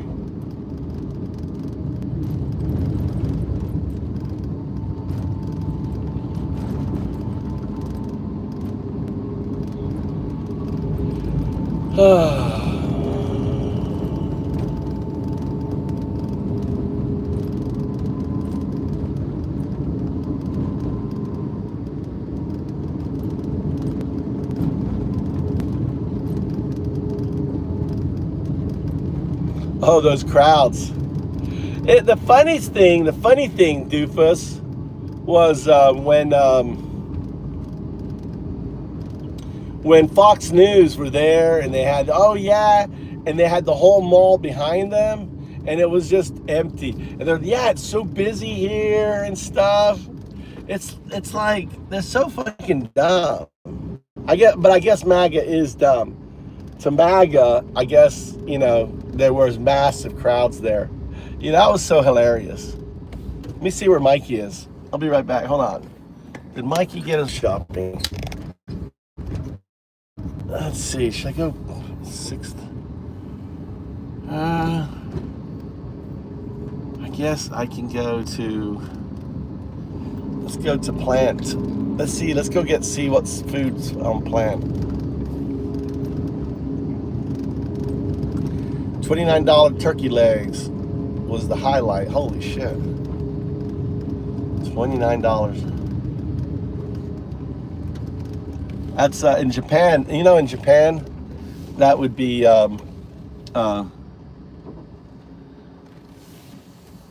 like nearly $50. $48 for a turkey leg. $48 for one fucking turkey leg. Ugh. Can you imagine that? And that's the other thing. If you come to move to Japan, if you move to Japan, your dollar gets half the price more. All right, we're gonna go to Plant, get the everything.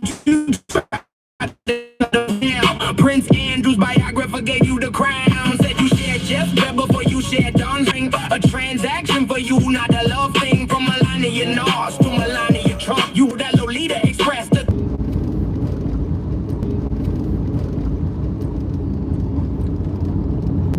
You're in the rose garden acting all bossy. Jeffrey's dead, but the story lives on. You're in the con with your final John. You put off the biggest con with Don. Married your last client, now you're sitting on the throne. Hand on the Bible, cameras in your face. But Jeffrey's fingerprints are all over this place. You wore the white hat, played the immigrant dream, but your origin story ain't what it seemed. You weren't scouted at no fashion show, you were working for Jeffrey. Now the whole world knows. You were just a call girl. Amanda told us all, girl. Now we're gonna watch you fall, girl. You were just a call girl. Epstein's little dog, girl. Standing way too tall, girl. For a call girl. Call girl. That's all you ever were. You're no lady, you're just shady. Call girl, Damacon was your final John. call girl.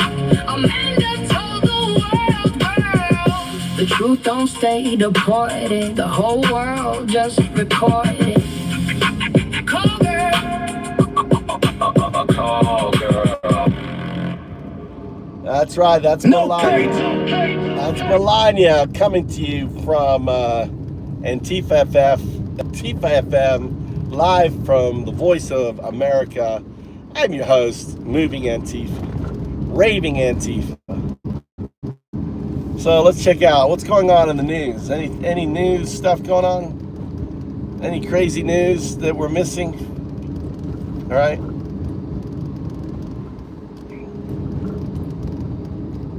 All right, what's going on here? Total Battle. Play now for free. Here's how I stopped snoring in one night without touching my nose. This is what your throat looks like when you're snoring. You want it. If you're ever feeling down about the current state of our government and country at the tiny hands of an orange psychopath, rest easy knowing that Larry David is still funny. I mean, he alone can't save us from the authoritarian fascist regime that seeks to undermine all of us, but at least I can still laugh while it's happening. And that's exactly what happened last Friday as a sketch on Larry David's new show absolutely tore into Trump with a cameo that you need to see to believe. We'll get into all the latest Trump disses in just a moment, but before we do, please go ahead and subscribe to Raw America if you haven't already, and click that like button so this video gets shown to more folks like yourself. Getting back into it, it's long been known that Larry David is no fan of our groper-in-chief. If you can recall that ill-advised decision that SNL made in 2016 to have Trump host, you'll probably recall this. You're a racist! Who the hell is... Oh, yeah, I knew this was gonna happen. Who is that? Trump's a racist! Larry has never been one to pull punches or to silence his own voice when it comes to critiquing anything, but this past week reignited his feud with Trump during a sketch on his new show, Life, Larry, and the Pursuit of Unhappiness. The show, much like Curb Your Enthusiasm, features heavy improv but focuses on parodying events in American history. The sketch in question today takes us all the way back to the founding of our nation, and without giving too much away, just wait until you see who makes a cameo. Fellow citizens, I stand before you today as your president to announce that I shall not be seeking a third term. The country needs you! No, in order to ensure the success of our fledgling democracy, I believe that no man should serve more than 2 terms as president. And I hope that future presidents will follow my lead. What if some future president doesn't follow your lead and runs for a 3rd term? There are remedies for that.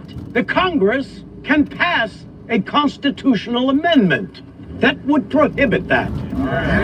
Well, what if there's some asshole in office, some narcissistic prick, who doesn't follow the Constitution? I can't even fathom the existence of such men. But to further ensure the success of this grand experiment, I would suggest that after every presidential election, there be a peaceful transfer of power. Where the loser accepts the results of the election and full-throatedly endorses the victor.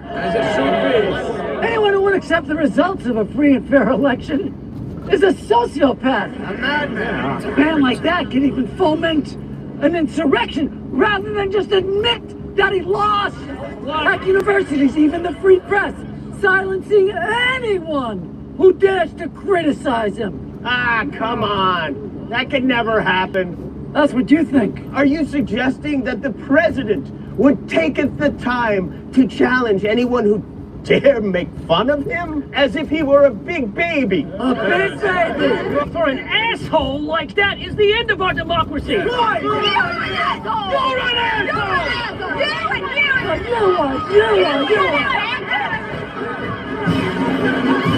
You're fucked. That's right. Larry David is so funny, he brought Rob Reiner back from the dead. Obviously a sick joke on my part, but it was great to see Rob Reiner in a posthumous role, in this role particularly. Reiner was another huge Trump critic, and seeing as though he isn't with us anymore, I think he actually gets the last laugh on Trump here. Trump loves to bully people and egg them on and rile them up, but you can't do that if the guy is already dead. Jimmy Kimmel was there too. Keep doing you, Jimmy. You got it. But this sketch actually speaks to something I think about a lot, and I'd wager that I'm not the only one who thinks about it. It's that not in a million years would the founding fathers have pictured a dolt like Trump or any of his goons holding any kind of office, let alone the fucking presidency. To think that they pulled off one of the biggest upsets of all time against the British, sorry Chris, just to have half the country want a king again is truly heartbreaking. And this sketch was restrained because they could have mentioned so much more that's been done under Trump that is taking the America out of America. Just last week, Texas announced that Bible passages will soon be required reading material in public schools with reasonings. Do you know this plant can grow almost anywhere? This is the peacock flame hosta. Its germination rate is exceptionally high, almost always taking root successfully, which... So one of the jobs, one of the specific tasks in my line of work that is harder than you would think. It takes a longer time than you think it will. It kind of wipes you out in a way you might not expect. One of the unexpectedly hard things that comes around in the chore wheel in my job is the recording of an audiobook. Which seems crazy, right? Like it seems like such a cushy thing. But I'm telling you, it is weirdly exhausting. And I love audiobooks. I love listening to audiobooks. I like them in nonfiction. I like them in fiction. I like experimental audiobooks. I like full cast ensemble ones. I like ones with great actors. I like ones read by the author. I love audiobooks. And in my experience, I've got a lot of like relevant sort of reps that I've done. I've done a lot of radio work. I've done a lot of podcasting. I've also got easy access to a really great, comfortable recording studio through my job. So, I mean, for me, I probably have an easier time of doing this job than anybody else who does it anywhere. But still, it is weirdly hard. Even for a pretty short book, it takes days and days and days to do it. At the end of each of those daily sessions in the studio, you think you'll have time to like hang out or do other work. Nope, you're totally pancaked. You need to like lie down and pant for a while and not speak. I have no idea why it is so hard, but I know from experience that it is really, really hard. And still, I just volunteered myself to please do the recording for somebody's new audiobook, for somebody's book that is not my own book. It is this book. It's called On Courage by Julia Angwin and Ami Fields-Meyer. On Courage. You know that little pocket-sized paperback of Tim Snyder's On Tyranny that you've been carrying around for most of the last decade? That is On Tyranny. This is On Courage. The subtitle is How to Be a Dissident in an Age of Fear. Let me just give you a little sample of it, and I think you will quickly see what it is about this book that made me act contrary to my own interest to volunteer to help record it. All right, this is from On Courage. Quote, "It's nearly impossible to find accurate visiting hours for the Immigration and Customs Enforcement ICE detention center in Newark, New Jersey. The agency's website states that visitors are allowed on site between 8 a.m. and 9 p.m. 7 days a week, but families are frequently turned away during those times. Another website for the private prison company that owns the facility lists a whole different slate of time slots. But those slots seldom match the actual visitation hours, which change frequently. The changes are rarely announced or posted online or at the building. Sometimes guards at the gate share schedule updates with visitors, sometimes they don't. Even when families get lucky and arrive on the right day, they still can't be sure what time they'll get in. Visits are allocated in time slots based on the unit number of the person they've come to see. The only way to look up a unit number is to call a phone number that is answered infrequently.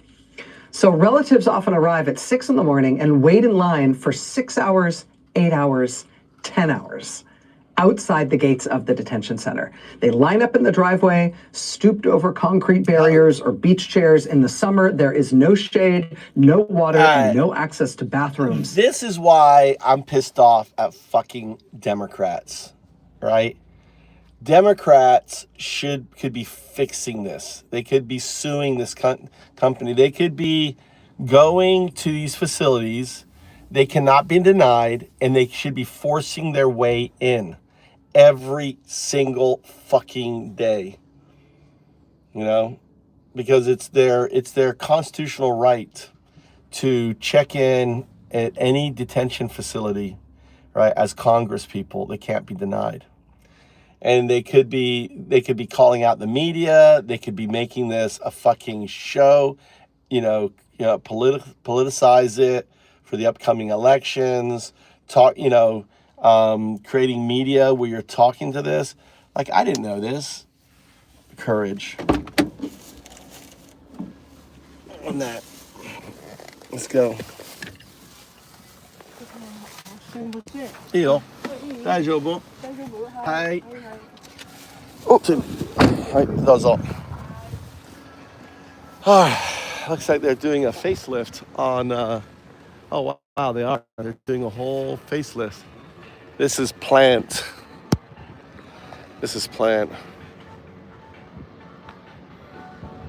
I know, it pisses me off. They could, it just pisses me off. I mean, like when, remember when Elon was spending all that money for that judge and there was 2 primaries, right? and AOC and Bernie Sanders were running around doing their fucking thing, I called their offices. I was like, get down to Pensacola. I mean, she lost. She gained 10 points. That's stupid. You know, 10 points. Oh, look at those mushrooms there. Wow. Wow, 30% off. Ooh, look at that. Look at that big thing of mushrooms.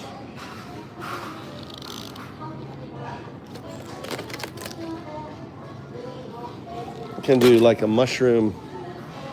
I love eating mushrooms. What? Look at those cucumbers, eggplants, big bag of potatoes. Look at the big potatoes. Some big ass potatoes.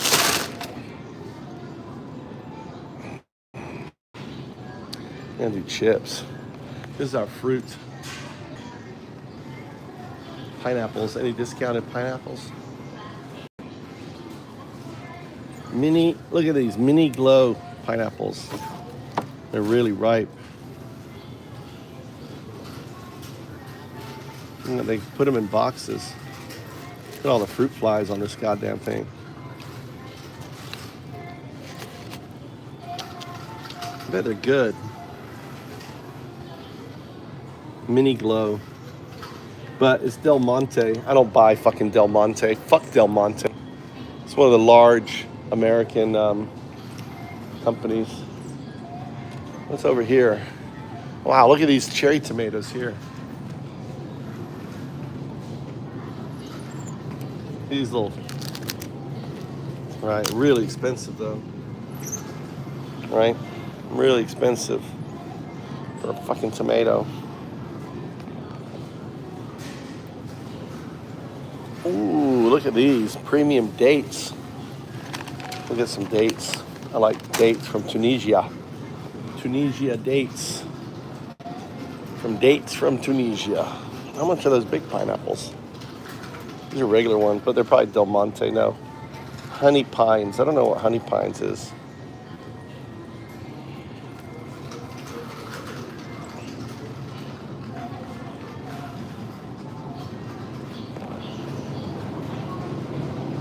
Sweet apples.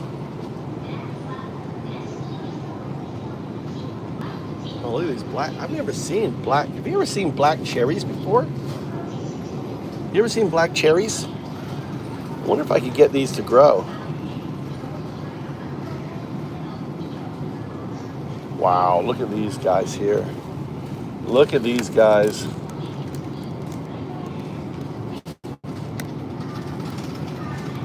These are my loquat. Loquats grow really easy, but takes about 10 years. Never seen black cherries. Let's try them.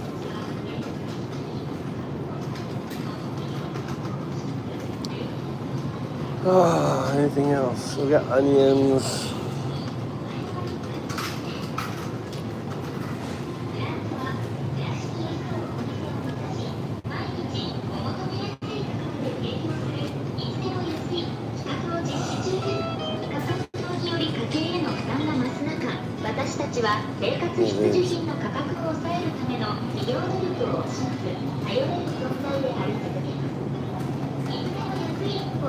I like string cheese. Any discount? Holy cow. These are, this is cheap. Only $2.99.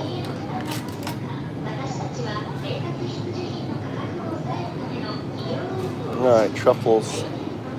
Let's see what's for meat. Look at the barbecue. Barbecue. Ooh, look at the steak. 30% off, big old steak.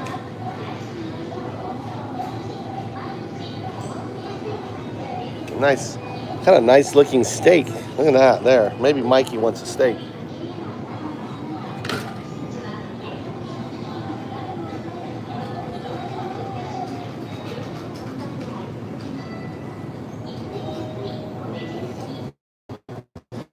Shit, let's get another steak. Look at this one here.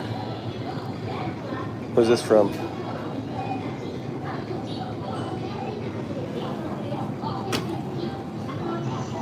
Oh, that chicken.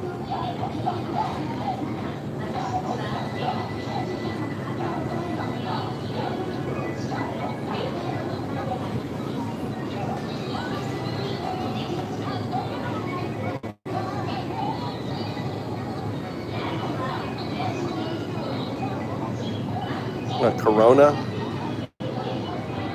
Corona.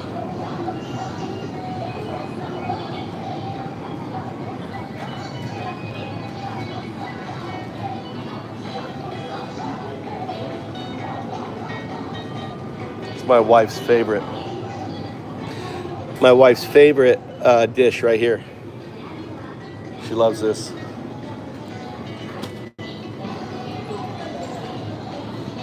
Bully this. This guy just bullied his way in. You know what?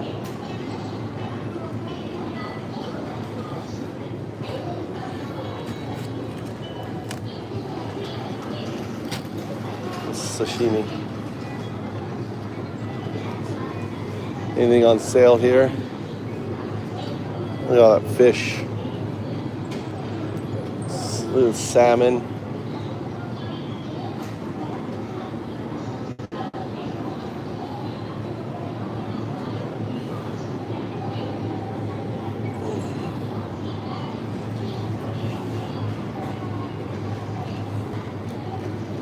Who likes it when I go shopping? You like it? Here's the cuts. Hey, here's your thing right here. This is what I was trying to make. This is what I was trying to make. An egg on top. Right here. This is what you're making, doofus. Is this what you're making right here?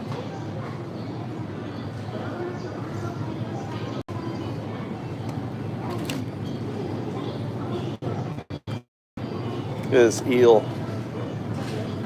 Dude. I hate coming to shop right now because shit's so much cheaper. How much is this bread? It got beat up. Oh, it's only like 90 cents. It got smashed.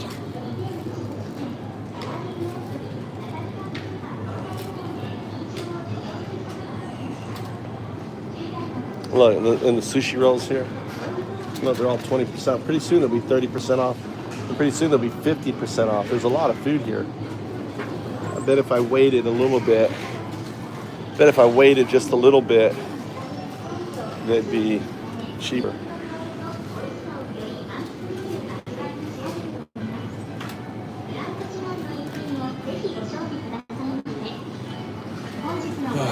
Let's check my favorite spot right here, the steak aisle. Look, the steak aisle. Look at the size of these steaks. Look at the size of these steaks.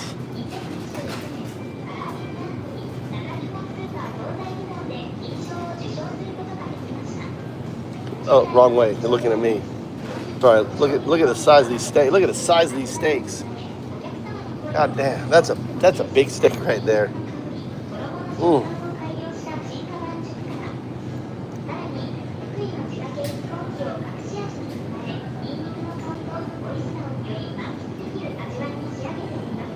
This is Australian steak. This is Japanese steak. Look at the Japanese steak. Look at the marbling. Right? That's Australian meat. This here is Australian.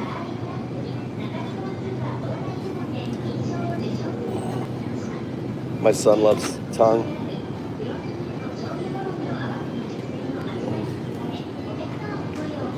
This is hormone. This is all stomach, right? We haven't had in a while.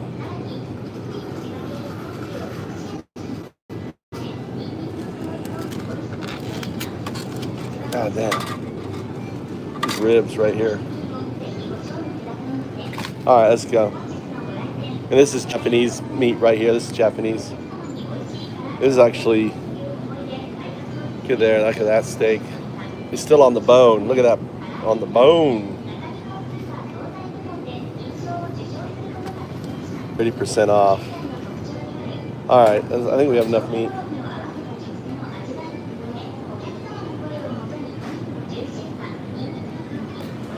I don't think I need.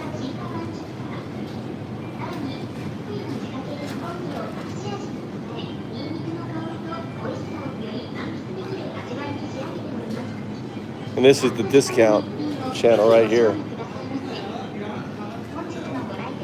Oh.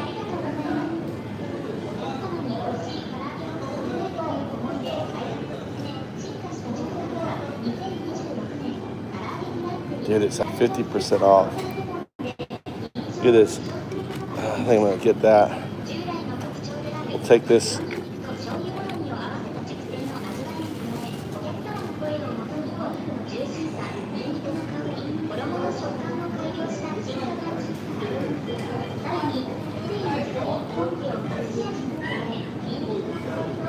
I should check there from now on. Dude, I think I'm gonna take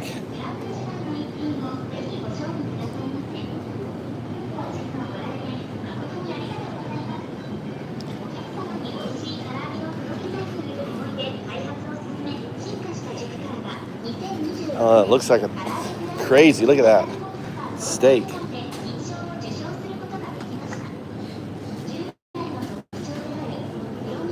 They've got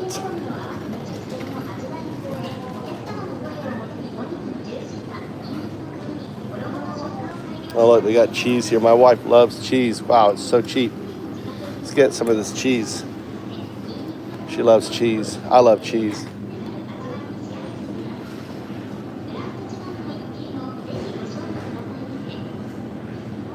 Oh, look, they got a nachos. Shit. Fuck, dude. Let's grab that. Oh, these are like really cheap. And I can freeze these. Dude. Little burritos. I can make like steak burritos and stuff. I can. Look at the pudding. I love pudding. Doesn't that look good? Oh, look. Oh, my God. Look at these guys. Look at these. Oh, my God. I can't help myself. I can't help myself. Oh, we got to find broccoli. Got to find broccoli. Here it is.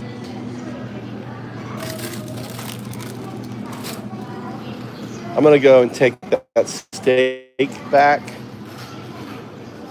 I'm going to take that barbecue steak back.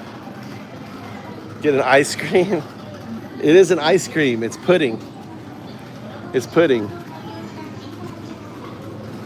Oh, the pizzas are 30% off. God, they look so good. Look at these pizzas.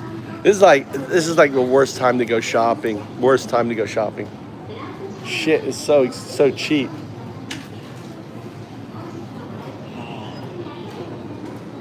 Here's some more bread. Grab this bread here. I'm gonna put back those other two steaks I grabbed first. Let's put these steaks back. I saw these barbecue steaks, but you know, after got too much meat, too much on sale, 30% off. Shit's insane. But I can do like steak burritos with tomatoes and rice. I can do the burritos with that. So we can do that. My kids love that. Do rice burritos, you know.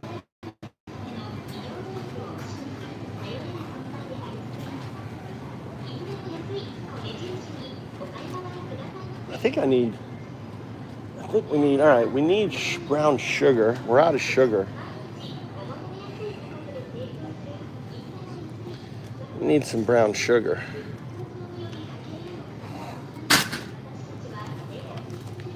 This here, this is beetroot. This is Hokkaido beetroot sugar. What else do we need? Something else we needed. I don't know.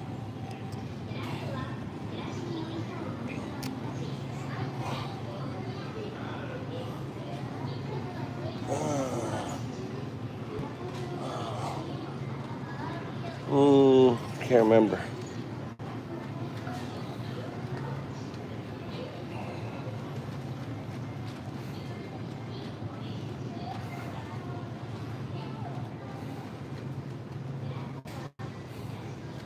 Honey. Honey, yes. And cereal. Let me grab a cereal. We do need honey. We do need honey. Al, where the fuck is the honey? It's down this way here. Down this way here. And these things here. What is this? What is this thing? Weird. It's like rice weird. I don't know if I should try that. It's like crispy thing. Honey should be down here. Oh, this is what I also need. I think I'm running out of mayonnaise.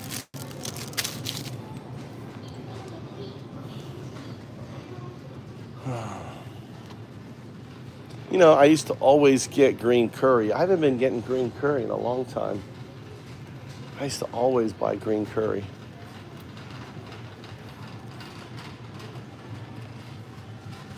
Where's my green curry?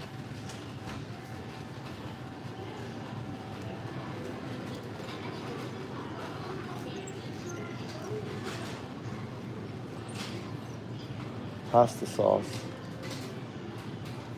This is thick. Oh, this is the thin linguine.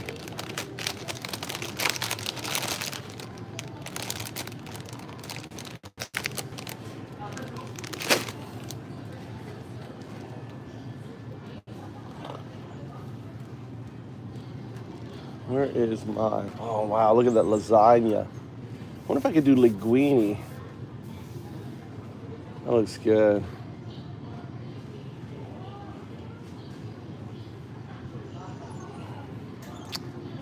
That looks good. I haven't made lasagna in a long time.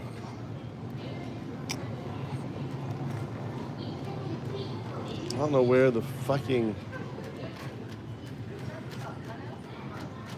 where the hell?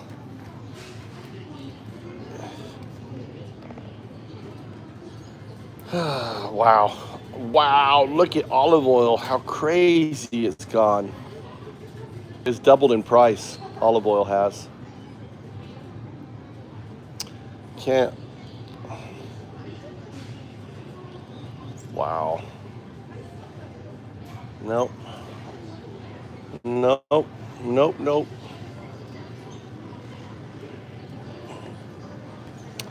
Wow.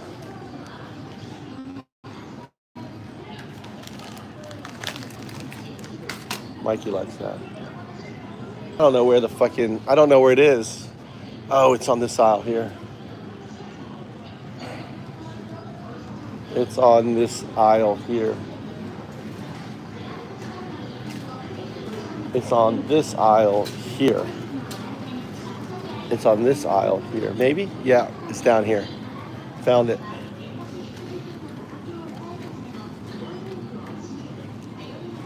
Got a big old, that's a big old thing of honey, isn't it? No, it's real.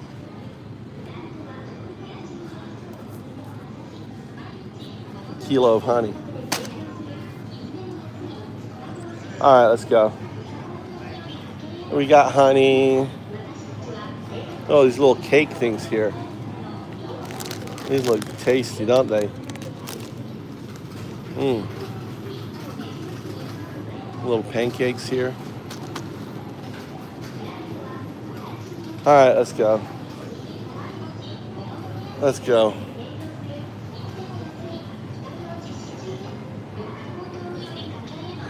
Oh my God. Yeah, you gotta, I've been shopping here for 10 years, more than 10 years.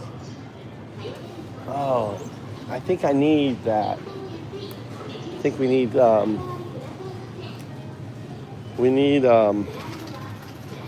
right here. Right here. This is apple cider vinegar. This is apple, I think this is like apple cider vinegar on there. That's the sign for vinegar. That right there. Right? 3 lines with a little hoop in there. It'd be so crazy. Coffee. Yeah, basically you have to, ooh. Ah, fuck it. There it is. Ooh, Mike's. Mike's caramel popcorn. Did you check it out, Al?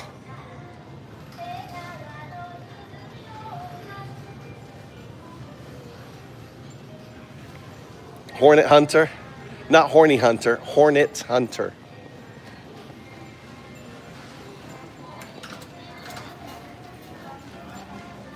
Look at all this shit here. Beach time. Beach time, all the barbecue time. Look at the barbecue. Mailboxes. That's interesting. Look at the gorilla. Oh, shit. I'd rather wait in line. Oh, shit, it's long. Ah, damn it. I guess we'll have to go.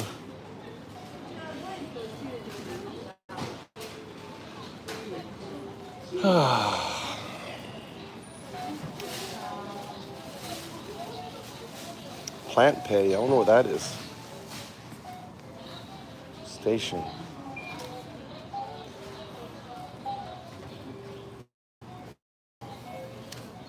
Let me see if I can get a box ready. Let's see if I can get a box ready. See if there's any boxes around here.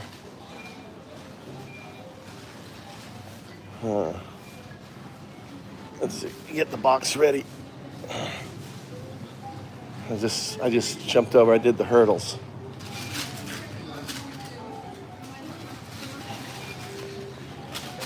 Let's see here. Small box. That's not a good box. Oh, this box is already made. Oh yeah, that's a good box.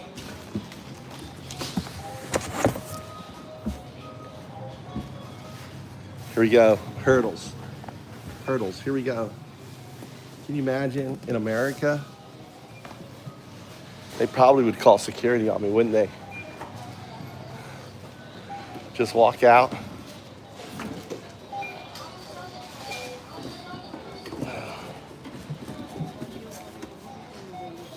Shit, I guess we'll go. I guess we'll do it. Fuck, dude, I don't want to do it myself.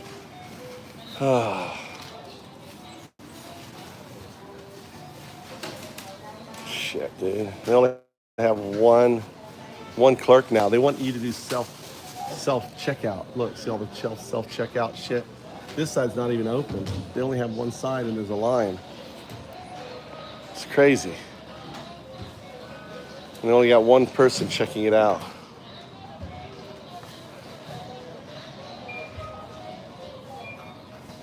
I know, dude. Stink on oh, what are you doing? You know, security. They'd have security. You don't have any security walking around or anything. Japanese stores. Absolutely nothing. It's hot in here. They've got the AC off, I'll tell you that much. Oh, look at the gas price. Regular is $1.59 here. I should fill up.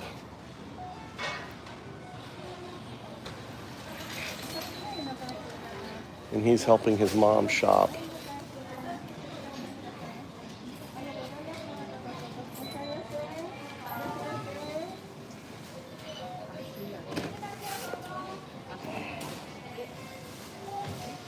Shake bottle. Shake what bottle?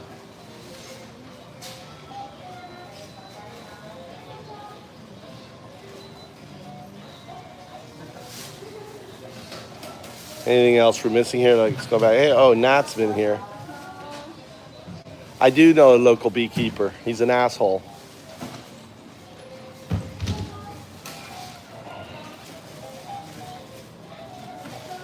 And his honey's expensive. More expensive than this shit.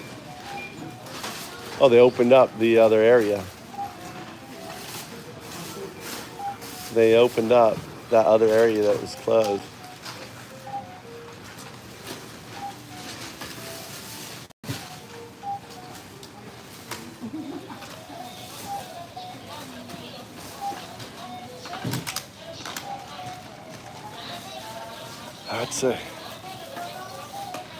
I get milk and yogurt from Genki. You know the other store I go to? I don't get milk and yogurt. It's cheaper in Genki. So Genki is my milk and yogurt store, not in here. Here is meat, fish, and other shit. You know, you can't get there. Vinaigrette. Yeah, that's this shit here. This is like apple cider vinegar.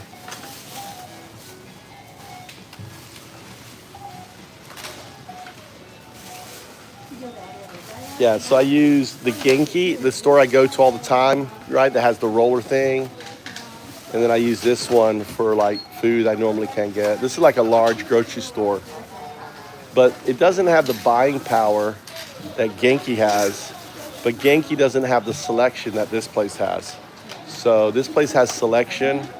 But if you come at the right time, you get like 30, like pretty much everything I'm buying is 30, 50% off. So she has her bent back. That's from rice farming. That's from rice farming.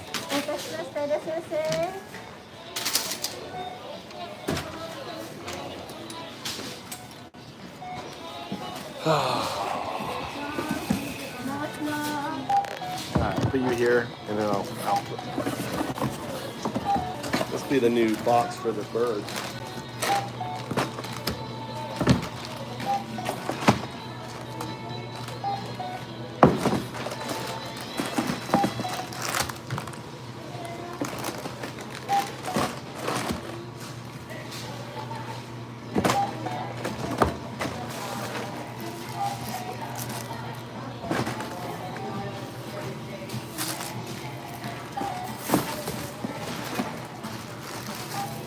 Put in my bag.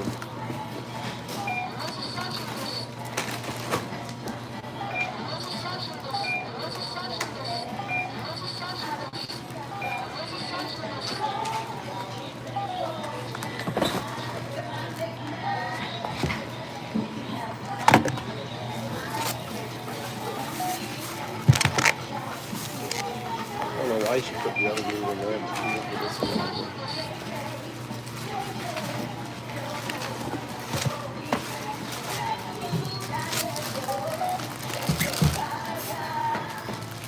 Wow, it's already over $100.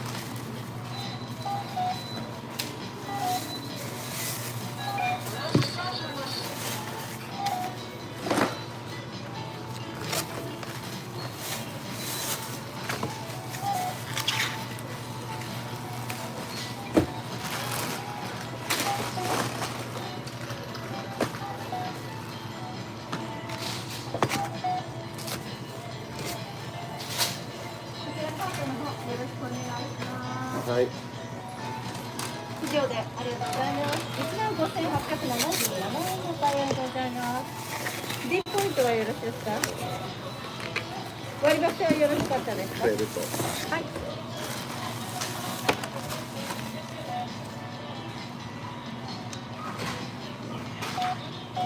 クレジット一括で受けたまります。少々お待ちください。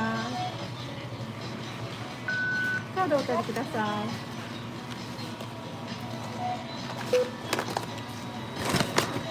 こちらレシートです。どうぞお確かめくださいませ。ありがとうございました。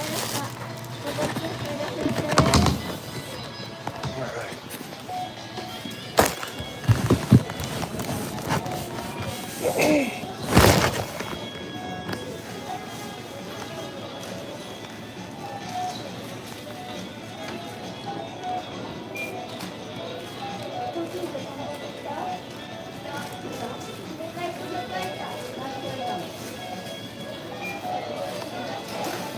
All right, here we go. Got the camera, dude. You would not know how to what?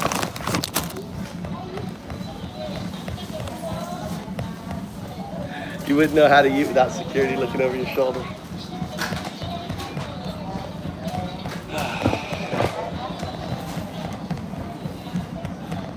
Dude, that looks good. Here is a hero shot, James. You like my hero shot?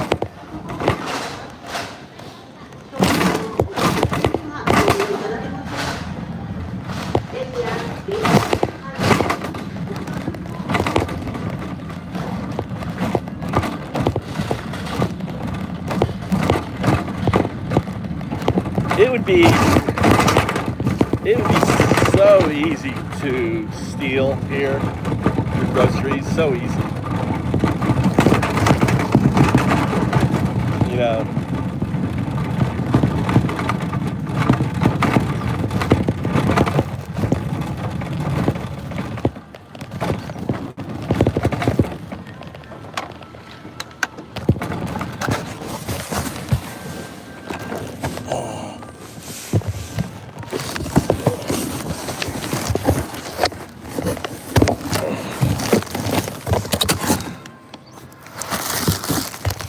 Let's eat our gyros. Ow. Oh, shit.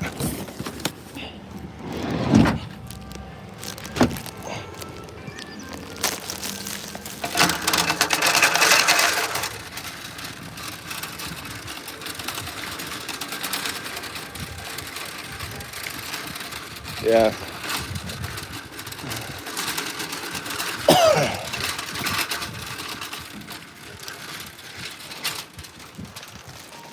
All right, that was $100 worth of groceries.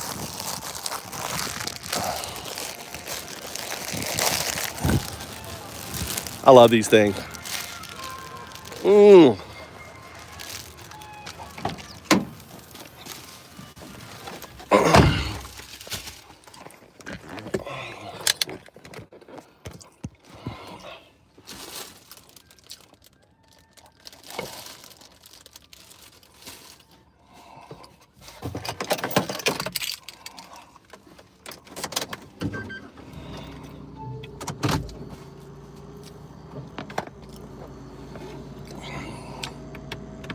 I just got gas the other day and I'm already at half a tank. I drive so much.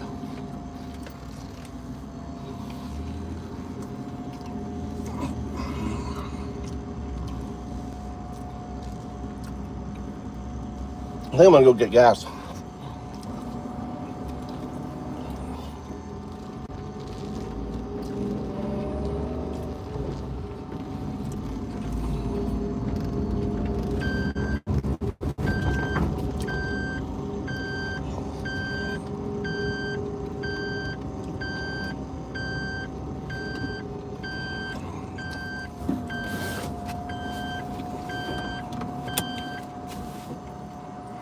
Oh, fuck it. I don't feel like it.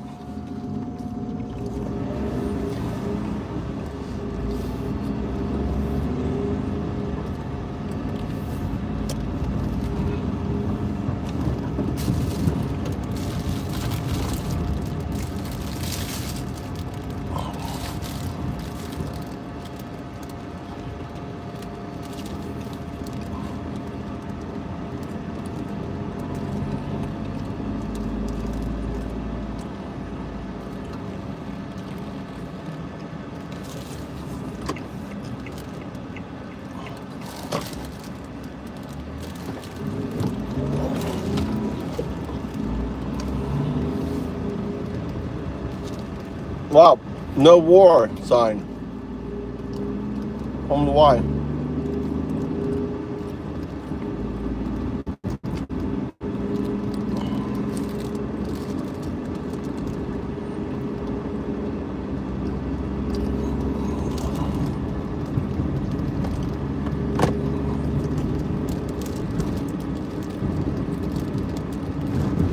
It's not a hot dog, it's a churro.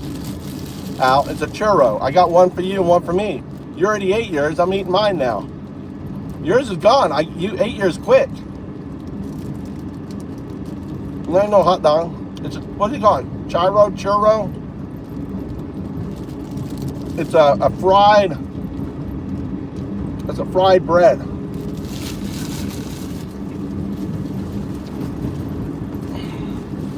It's a appetizer.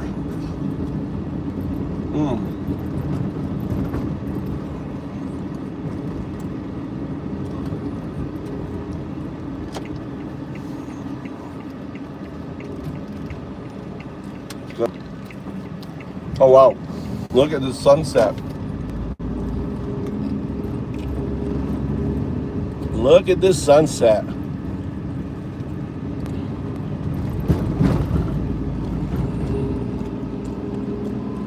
Look at that. Yeah, Chiro, thank you there. Look at that sunset. The sun's coming down underneath the clouds. No, you ate yours. You shoved yours down your mouth so quick.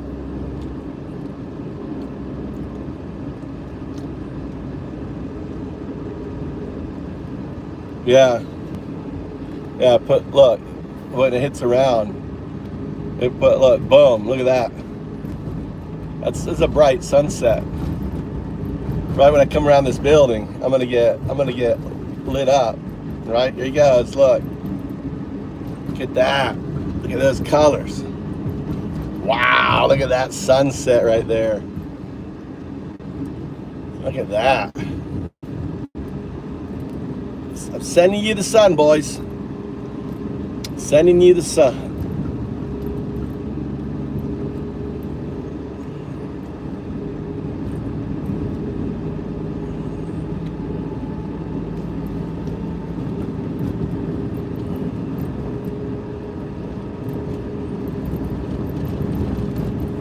Why these cars don't have their lights on? Look, this car don't have their lights on, dude. It's like the most dangerous time. They don't have their lights on.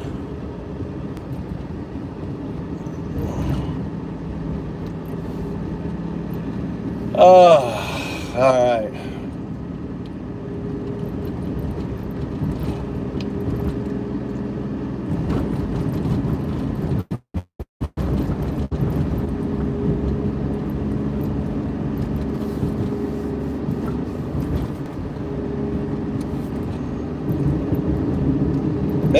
Maybe Sydney got it, Al.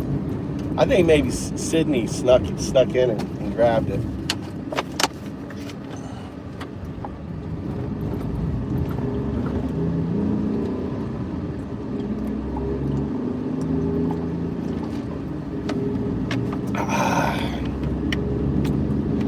I was a chugger.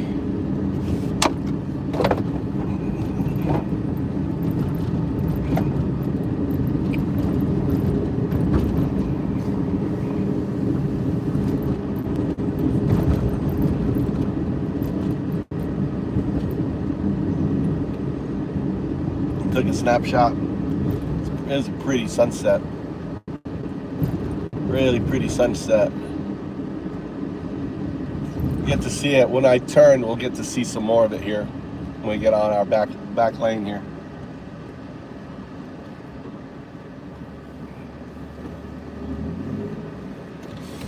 Come on, Dewey Louie and the Huey.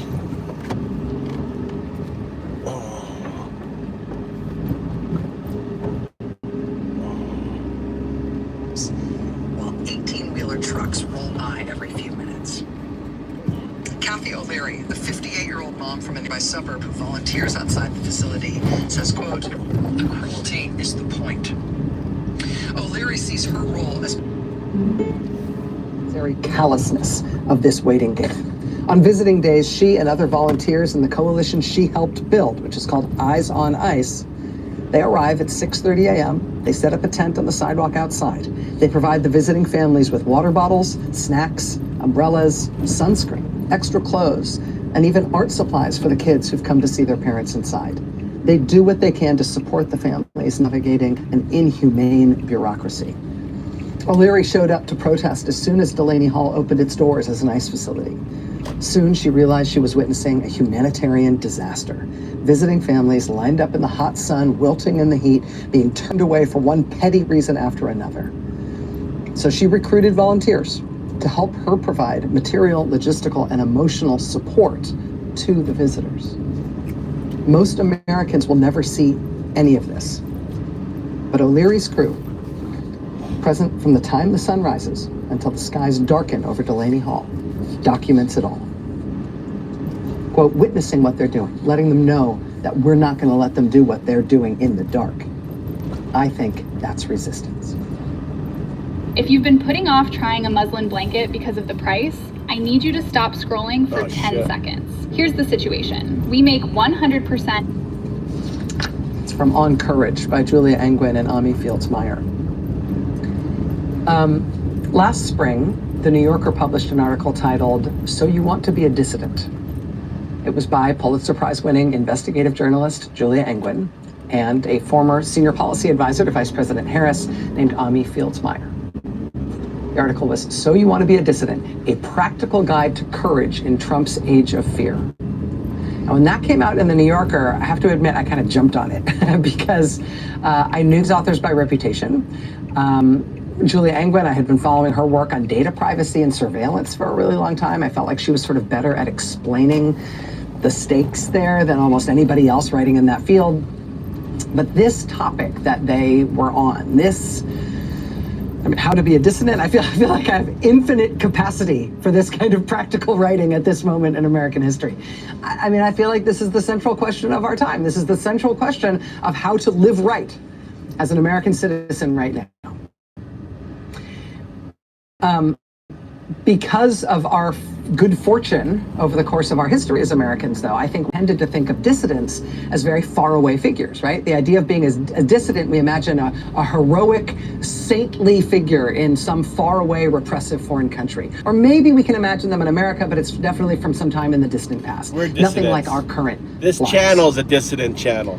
But here, Julia Angwin and Ami Fields-Meyer are writing about our country crossing over into what they describe as new familiar territory. Exactly. Where, quote, people who never aspired to be activists but opposed the new order are finding that they must traverse a labyrinth of novel choices, calculations, and personal risks.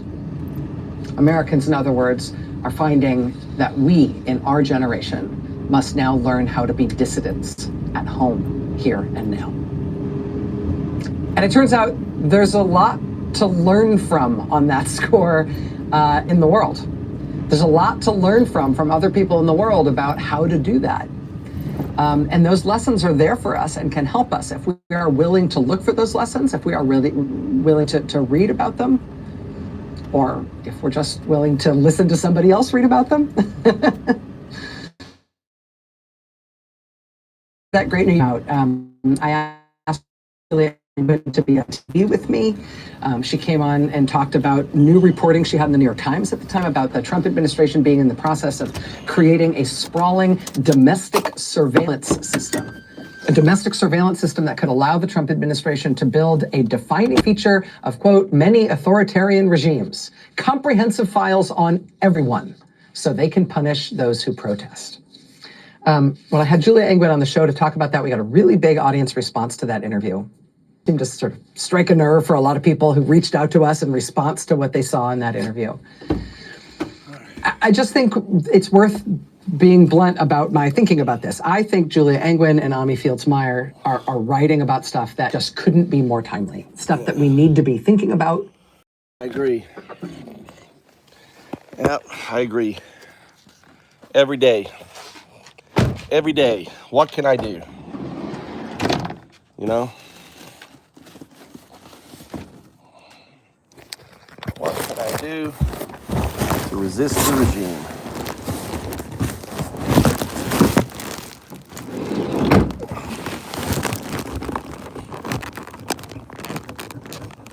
Oh, you stupid spider. You gotta build your web right where I fucking walk.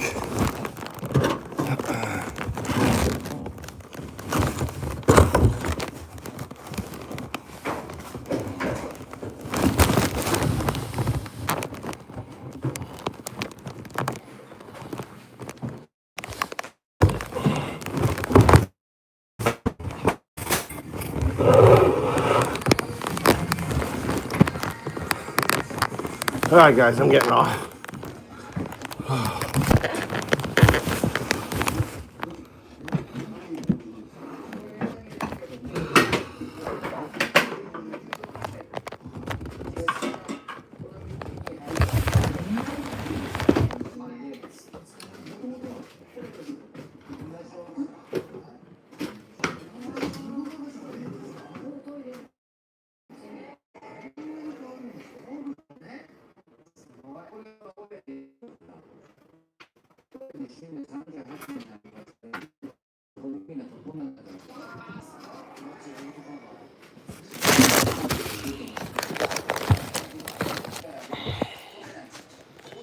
I get off here. Now and stuff for which I think there is really a huge appetite.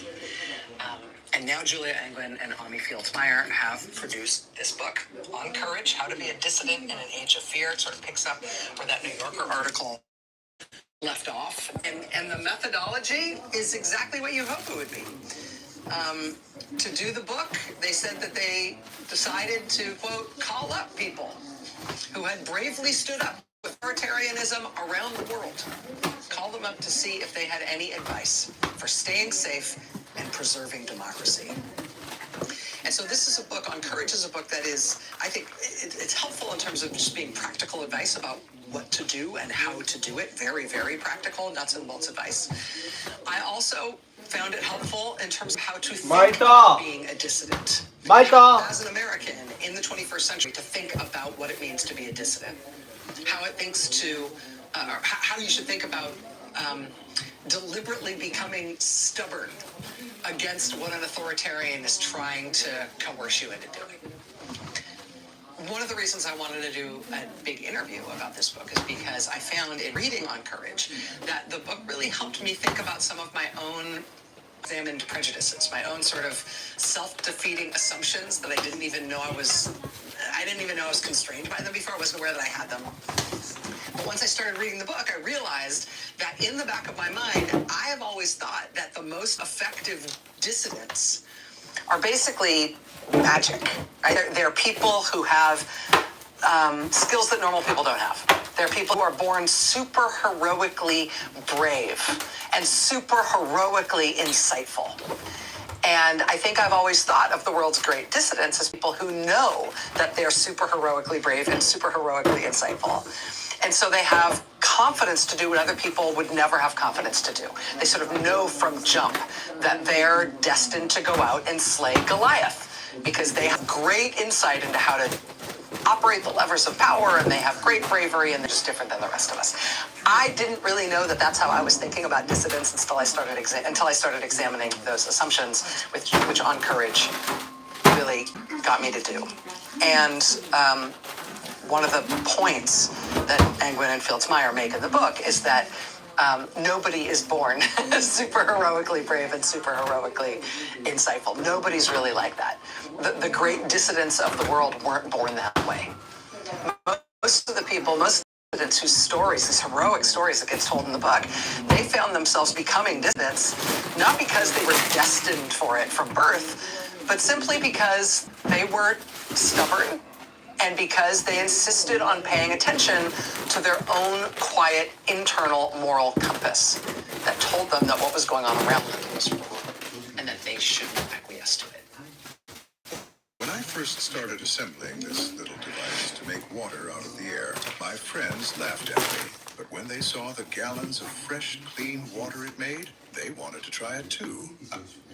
Angwin and Fields-Meyer describe, quote, a conflict often faced by people in authoritarian societies, a collision between the head and the heart, between values deeply held and an outside world unfolding in dramatic divergence. It can happen over decades or in an instant. It comes of morality, or it arises out of necessity. To dissent is to risk being wrapped in a kind of negative identity, defined by what you're not. But the environment, the external circumstances that recast these individuals in oppositional terms. Dissidents don't choose to be dissidents. They simply choose to be who they are. And that really, really resonates with me right now, particularly as I've covered the different ways that people have stood up against Trump's sort of attempted overthrow of the republic over this past couple of years. You see it when you cover these stories of resistance all over the country, people holding closely to their deepest values, listening to the internal voice, the voice inside them that is uncomfortable with what is going on around them. These are the starting points that are identified in On Courage for how people can be really effective as dissidents, how people can become, how a whole people, a whole country, a whole nation can become collectively stubborn against the wishes of a dictator. how the people can find the courage to inconvenience and annoy and slow down and mock and ultimately topple an authoritarian government. They say, quote, beginning with small acts, like showing up, telling the truth, searching for our options, and bearing witness to injustice, those can embolden us to do more. So, for instance, Kathy O'Leary, who I mentioned at the top, the suburban mom who keeps watch outside Delaney Hall, she and the other volunteers there are offering just human-level practical help to the families who are being hurt at that facility, and that's really important. But it's also really important that O'Leary and those other volunteers are consistently showing up and documenting what's really happening, making sure there's a record, often a video record of everything that happens there. Angwin and Fields-Meyer point out that historically, in the former Soviet Union, for instance, getting the truth out about what was happening inside their authoritarian the job of journalists and writers and artists and anybody who could smuggle physical paper, illegal newspapers and newsletters to the wider world. Today, we don't have to do this with physical paper. Today, when almost everyone has a smartphone, the work of witness and documentation and recording the bad acts of the authoritarian government and spreading the word about them, that work is shared among everyone. And that work of witness is crucial, in part because the victims and the perpetrators both need to know that justice is going to come one day. And justice can only come if these crimes are documented. So, for instance, On Courage in the book, one human rights statistician who has spent his whole career cataloging perpetrators of state violence puts it this way. He says, quote, we will know who you are. You are not going to be anonymous. You can wear cute little balaclavas. It may protect you from a few minutes of social media shame, but people are never going to give up their pursuit of you because you've destroyed their lives. The things you're doing now will haunt you for the rest of your life. Your children will be ashamed. The promise of accountability. Julia Angwin and Ami Fields-Meyer say one other key to finding courage in a repressive regime is finding a political home, a group of like-minded people to keep you grounded and sane and supported, right? Quote, none of us can be expected to absorb the shocks of authoritarianism on our own or to face rapid-fire changes in laws, Move to Japan. institutions alone. But We're in order to dissidents. find that political home, they point out that you need not start from scratch. Campaigns, movements, and political efforts are built on the foundations of existing relationships out of groups of people who have known each other in a different context and who decide to repurpose their relationships for a new, higher purpose. They say, quote, any network will do. From your colleagues to your book club, to your theater troupe, to your neighborhood association, to your quilting bee, to anything. Once you have your political home and your community of support, Julia Angwin and Ami Fields-Meyer write that you have to deliberately try to expand it. And that means taking responsibility for people in your community who you didn't necessarily think of as yours before, expanding the idea of who you feel responsible for. It also means being willing to form big, imperfect coalitions to push toward your goals along unlikely allies. It means creating as many entry points as possible for those unlikely allies. And that can be something as simple as inviting someone in, inviting them to help, to contribute to the cause. Protests in Serbia, for example, against government corruption, student activists would ask their less involved classmates if they could contribute materially, if they could just bring some blankets for their friends who were out protesting on cold nights. That was an easy enough thing to say yes to. Those uninvolved but allied, sympathetic people would bring the blankets. Why you want? But then that would You want sashimi? and soon many of them What do you would want? be joining their friends in the protests as Huh? well.